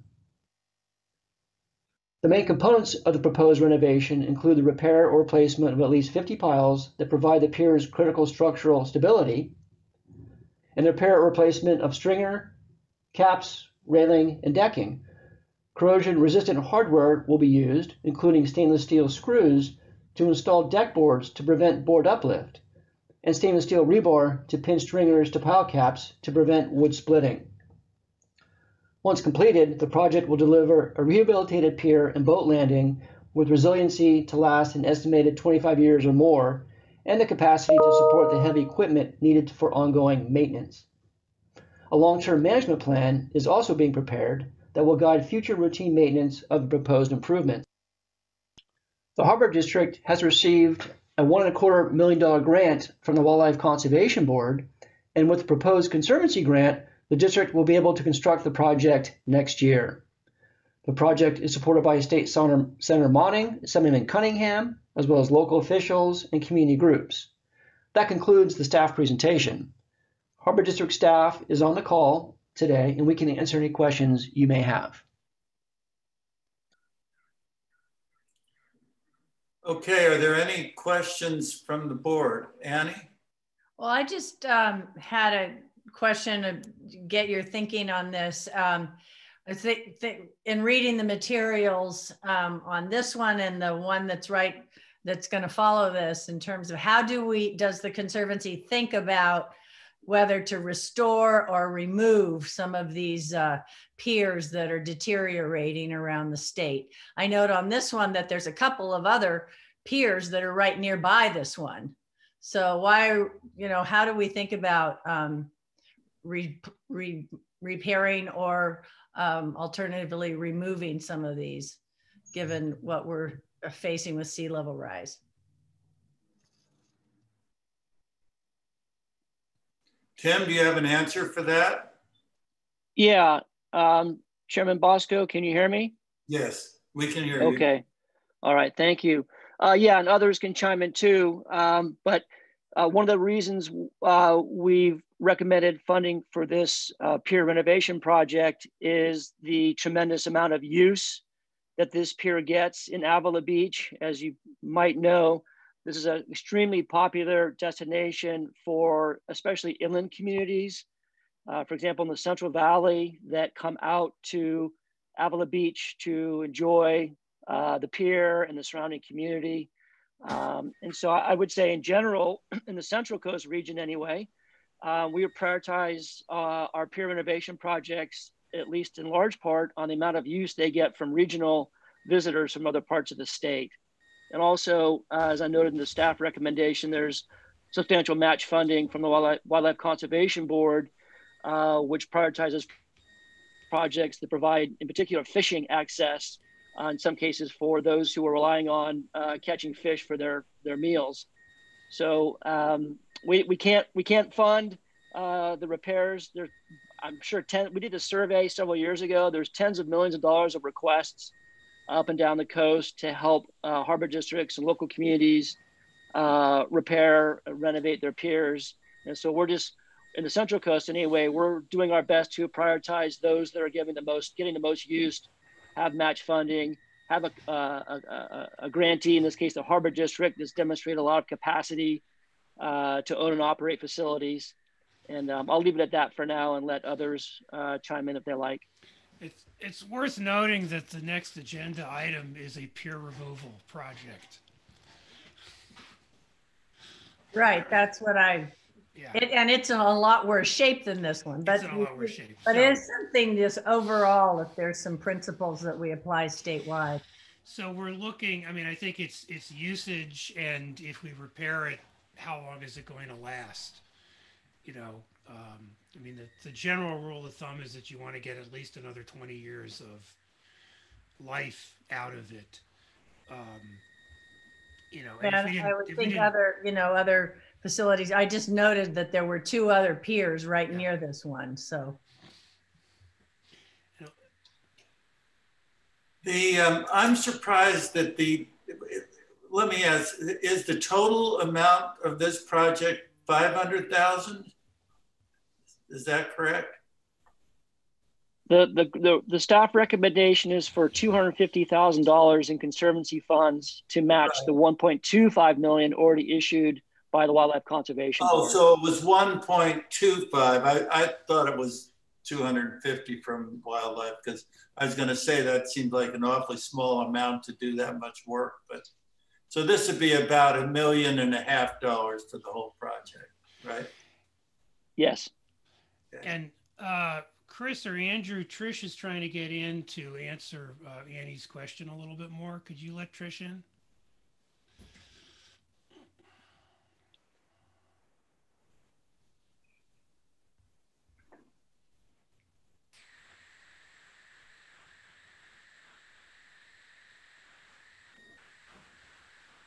Actually, I think Tim covered it quite well. I have been unable to raise my hand on the device today. I don't know why. But I think Tim covered it quite well. Okay, are there any other questions? Are there any public comments? All right, do we have a motion on item 11? I just saw a couple of hands go up under public comment. Okay, I hope they're not people that have already spoken 3 or 4 times. That's hard for me to tell. No, these are all new ones from my tally. Good. Okay, let's hear from whoever is first.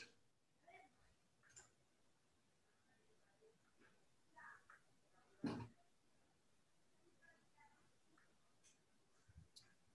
there anyone out there that wants to speak on item 11?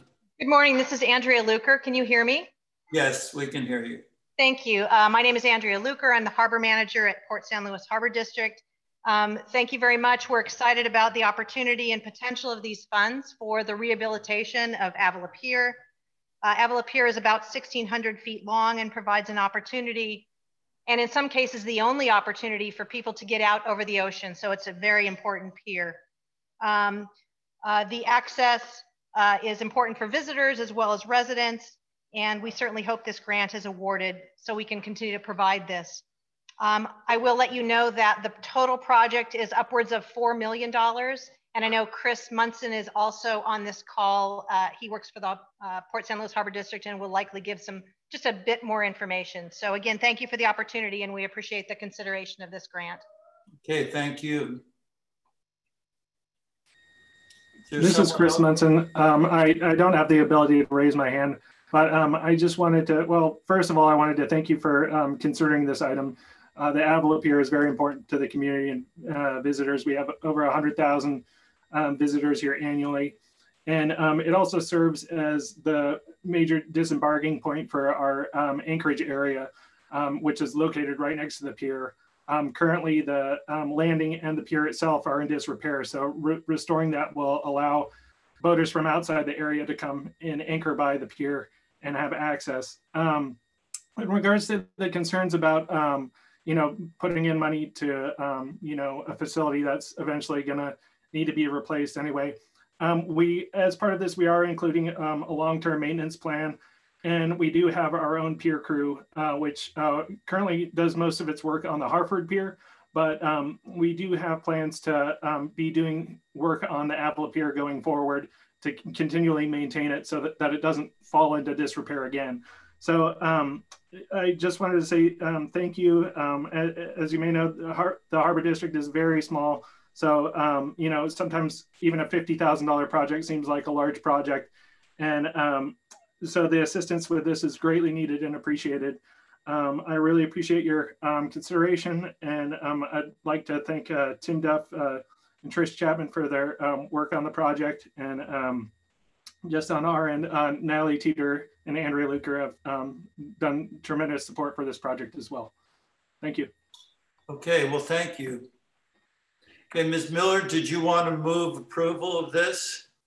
Okay, and who wants to second it? Ms. Hench? All right, it's been moved and seconded that we approve item 11. Ann, will you please call the roll? Yes, sir. Ms. Noddle? Aye. Ms. Hinch? Aye. Mr. Cash? Aye. Ms. Miller? Aye. Mr. Aliotto? Chair Bosco? Aye. This motion passed. Item number 11 is approved. Okay, we'll go on to another pier project of a different nature. And Marilyn Latta will present this, item 12. Good morning, Chair Bosco and members of the board. My name is Marilyn Latta, and I'm requesting authorization to disperse up to $3 million to the City of Richmond for final design and implementation of the Terminal 4 Wharf Removal Project near Point San Pablo, Contra Costa County, and adoption of a mitigated negative declaration and mitigation monitoring and reporting program pursuant to the California Environmental Quality Act. Terminal 4 is the largest derelict piling structure in San Francisco Bay, and it causes an ongoing daily source of marine debris in the bay. The project will help to implement the San Francisco Bay Subtidal Habitat Goals recommendations, which prioritize removal of Terminal 4 and other derelict structures in order to remove toxic debris and fill and improve subtidal habitats. Creosote is a mixture of coal and tar that was applied as a preservative to pilings, but it has been banned in the bay since the 1990s by the California Department of Fish and Wildlife. Creosote causes impacts to Pacific herring eggs and other fish and invertebrates, and removing this source of contamination will improve spawning habitat and food chains in the bay. The goals of this project are to remove approximately 2,150 pilings, a 1,000-foot-long wharf, and a 12,000 square foot warehouse. These actions will allow for passive restoration of submerged eelgrass and rocky intertidal habitats, and the project includes a pilot approach to combining traditional gray shoreline protection with green habitat elements. The site was selected because it's in a creosote piling hotspot, it's within the Pacific herring spawning area, and it's near to substantial subtidal habitat resources, including the largest eelgrass bed in the bay. Here's a close-up map showing the site just north of the Richmond-San Rafael Bridge at Point San Pablo within the city of Richmond. Terminal 4 was constructed around 1902 and was an actively used port and wharf, as these pictures show on the left. The wharf linked the Richmond Beltline Railroad to ships where agricultural goods, molasses, and other materials were loaded and sent to locations up and down the West Coast. In the later years, several large ships were permanently docked and used for anchovy and herring fish processing. In the large picture on the right, you can see both Terminal 4 as well as the former Red Rocks warehouse on the north side of Point San Pablo. That was our pilot project to remove the warehouse and was completed by the Conservancy in the city of Richmond in 2016, and a living shoreline was installed in 2018, which included 200 oyster reef elements and 25,000 eelgrass plantings. All of that work has provided information and lessons learned that we're applying to Terminal 4. The current project site is 12 acres owned by the City of Richmond and includes the upland areas that will be used for temporary access and stockpiling of material before it's taken off-site to be sorted and disposed of within a Class 2 landfill approved to accept hazardous waste. The main demolition will occur via the water side by barge and crane, and a lesser amount of the work will occur on the land side with traditional terrestrial construction equipment. The CEQA initial study and mitigated negative declaration describes the resources within the site and the careful methods to limit impacts to both the terrestrial and aquatic resources during demolition, including the use of silk curtains and floating booms to contain debris. These aerial photos show the large eelgrass bed present at the site and the herring and Olympia oyster rocky intertidal resources that will be protected from the removal of the derelict wharf. These next few drone images show the large scale of the wharf and amount of debris, and much of which has already fallen into the bay. The northern section is in particularly poor disrepair. This is the southern section of the wharf, which is within and amongst the eelgrass bed that extends into the sheltered cove to the south.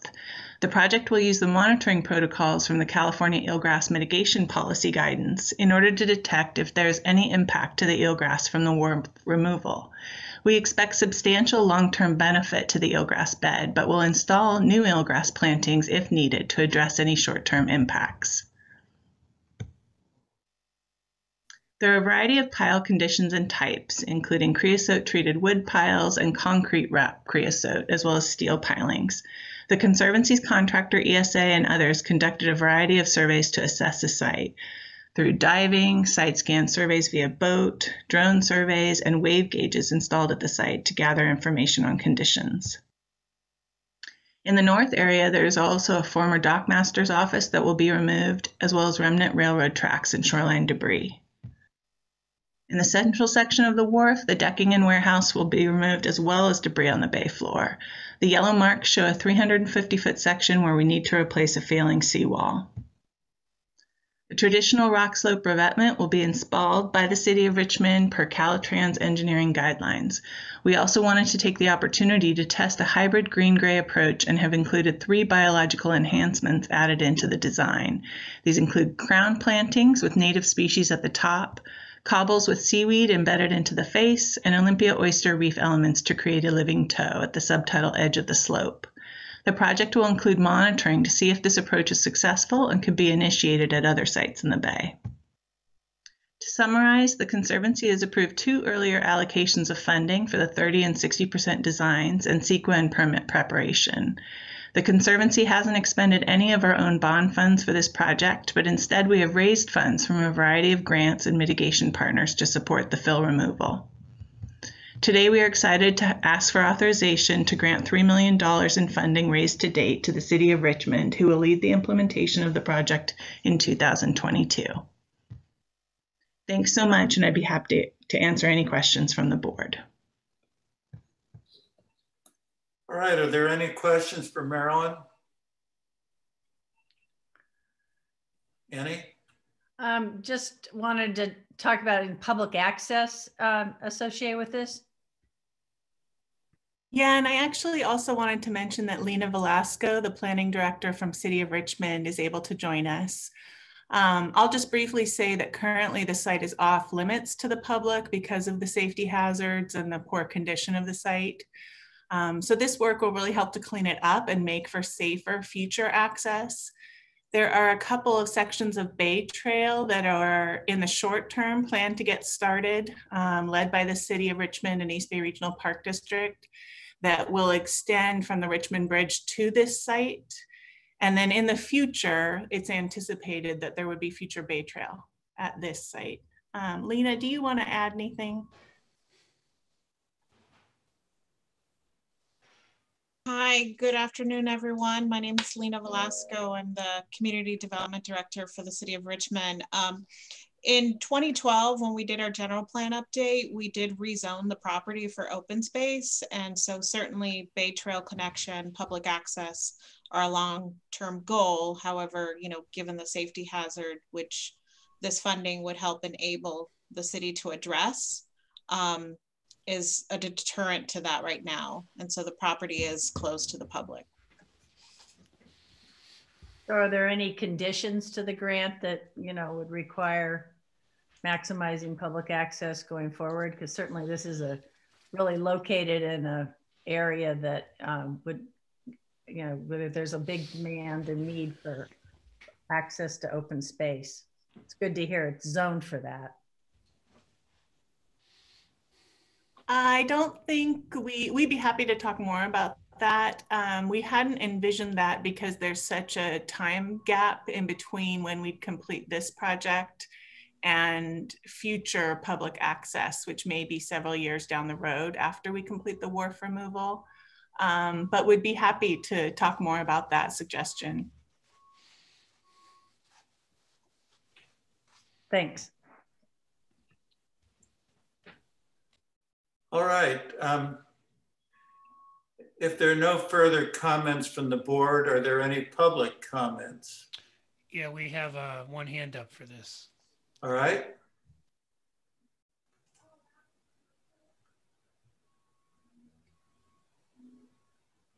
Bruce, you can speak now.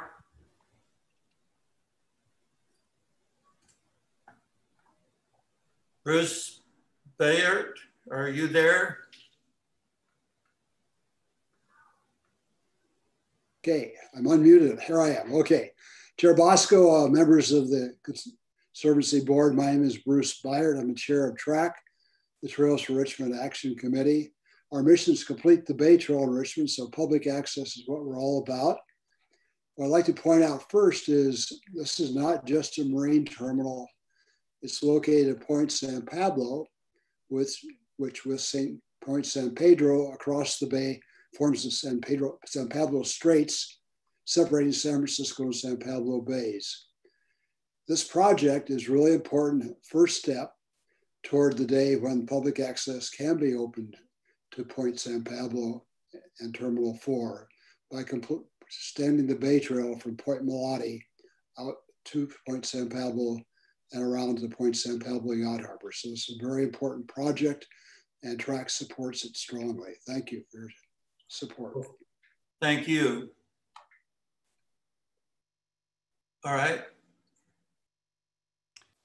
Lena, did you want to make a brief comment? Yeah. Yeah, sorry. I think when you're invited in as a presenter, you can't really raise your hand, but we definitely appreciate the Coastal Conservancy's long-term partnership in this area and improving the bay. And so we really thank you for your consideration of this funding, and we look forward to securing sufficient funding to implement this project, and this financial assistance will help us do that. So thank you to Marilyn and all the staff at SCC for their long-term partnership, and we look forward to working together on this. Okay. All right, do I hear a motion that we approve item 12? Move approval. Okay, Mr. Cash moves, Ms. Miller seconds that we approve item 12. Ann, will you call the roll? Yes, sir. Ms. Nodoff? Aye. Ms. Hinch? Aye. Mr. Cash? Aye. Ms. Miller? Aye. Mr. Alioto? Chair Bosco? Aye. This motion passes. Item number 12 is approved. Okay, thank you very much. Thank you. We'll go on. Thank you, Marilyn. I'm sorry. We'll go on to item 13. Good morning, Chairman Bosco and members of the State Coastal Conservancy Board. This is Laura Cholodenko, a project manager in the San Francisco Bay program, and I will be presenting the Codornices Creek Restoration Phase 5 Planning Project. Staff recommends that the Conservancy Board authorize disbursement of $271,357 of Proposition 1 funds to the City of Albany to plan for the 5th phase of restoration along Lower Codornices Creek. The project is located in the San Francisco Bay Area as shown on this map.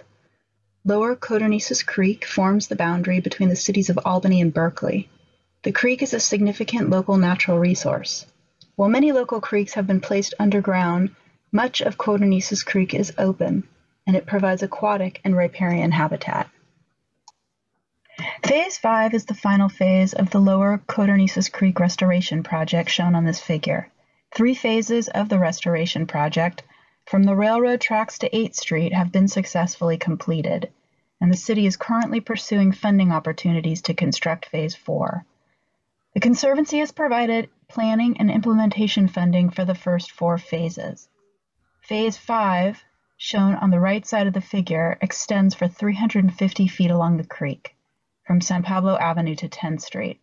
The city has already secured almost half of the funding that it anticipates needing to construct Phase 5.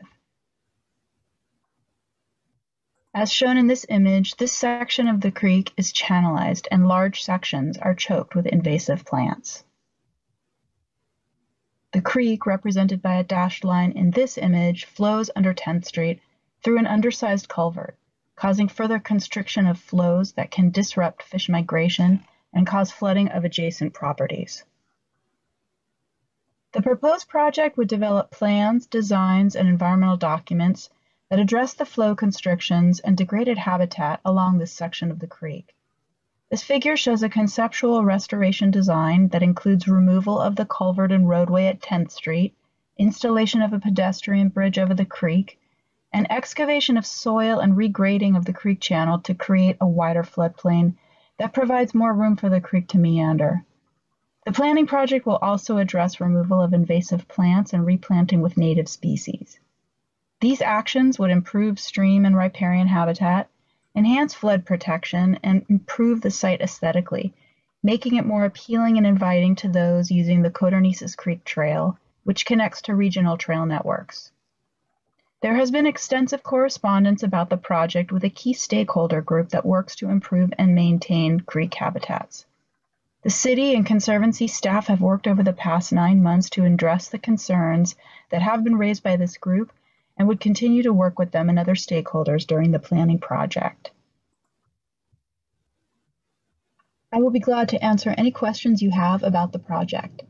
Jeff Bond, Community Development Director from the City of Albany, is also here today and available to answer questions. All right, are there any questions or comments for Laura on item 13? Hey, Sam, do we have any members of the public that want to speak on this? I'm not seeing any raised hands. Do I hear a motion and second on item 13? Okay, Ms. Hench moves and Ms. Miller seconds that we approve item 13.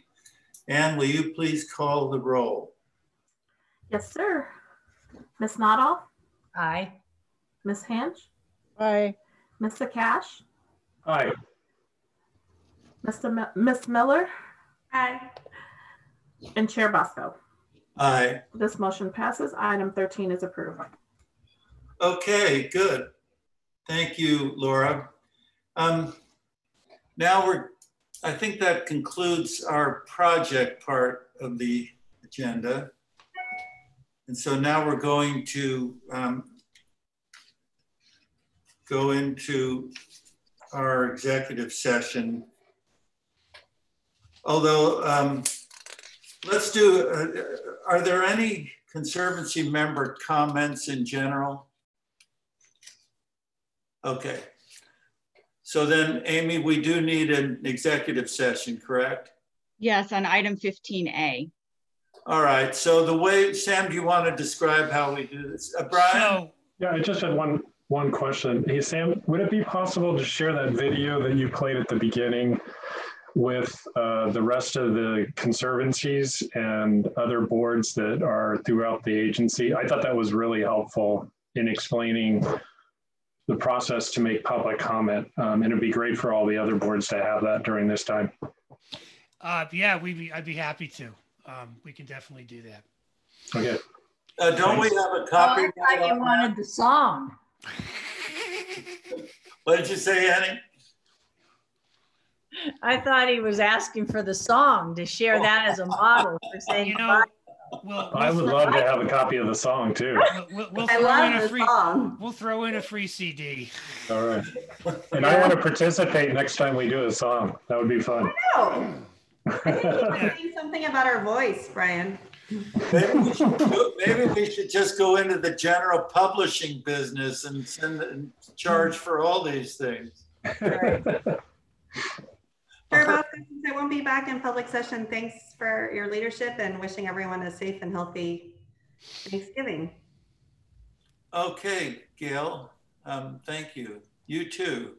Thank you. All right, before we lose anybody else, let's go ahead now. Sam, will you describe what we're supposed to do here? Yeah, so what you should do now is you've all been sent a phone number to call in. So it's going to be on the telephone. Mute your Zoom and turn off your video, dial the phone number, and you'll be in executive session. And then when we're done, you can come back out, unmute your phone, turn your video back on, and we'll be back in open session. Staff will stay to keep the Zoom open. I'm the host of the Zoom, of the conference call rather, so I have to get on first. And if you don't have the phone number, I think Mary Small just emailed. Dan just emailed it, Sam. Yeah, everybody. So just remember, turn off your video and mute your phone before you go into the conference call. So we'll give you a couple minutes to get on there first, Sam. Yeah, give me a minute to dial in and get it going. And you received the email with the phone number at 1:29 from Mary. Sorry, Ann sent it yesterday and Mary Small just sent it now. Okay, so we'll go ahead and do that then.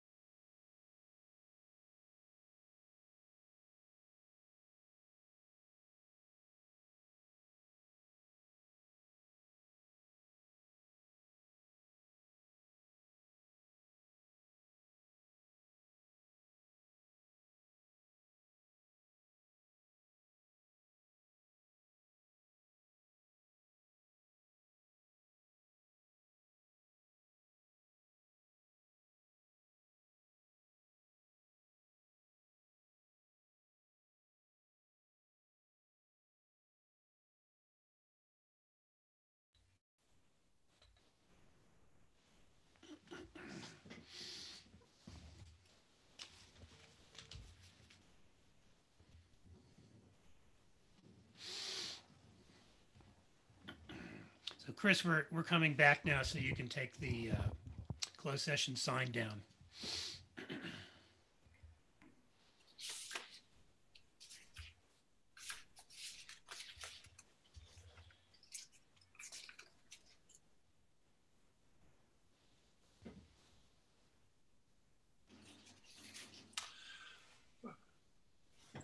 All right, has everyone made it back? I think we're missing, here comes Susan. Susan and Gail, is Gail still with us? No, Gail was on the phone and she was walking over to the governor's office, so. All right, I'll call our meeting back to order again. The board met in closed session to consider the Bordessa litigation and took no action thereon. And our next meeting is going to be on January, what, 21st? January 21st. Yeah. All right. And Brian, would you like to make a motion that we adjourn? Yes, as many of you know, can you guys hear me? Just making sure. As many of you know, Karma Estrada Pauly passed away, our longtime assistant and board secretary. She passed away last Friday. Carmen was always a wonderful sight in coming to the board meetings. I've been a board member now for, I think it's 14 years, and have enjoyed seeing her almost every board meeting. And she was always positive, greeted you with a smile, even when you didn't have the right change for your lunch, and was very patient with board members. So just wanted to adjourn in her memory, and yeah, thank you. Well, thank you. Thank you. I certainly want to second every one of your thoughts. She was a wonderful part of our family, and we miss her, and God bless her. Well, with that, we're adjourned until January 21st. Everyone have a nice Thanksgiving and Christmas and every other holiday that you may celebrate. And let's hope that we get past this awful pandemic and can start seeing each other in person again. Here's to some vaccines. Maybe we'll see each Yes, other next year. my dental hygienist asked me if I would take the vaccine if it's available. I said, you better believe I will, you know. What do I have to lose for not taking it? All right, Take care, everyone. Bye, Thanks, everyone. Bye.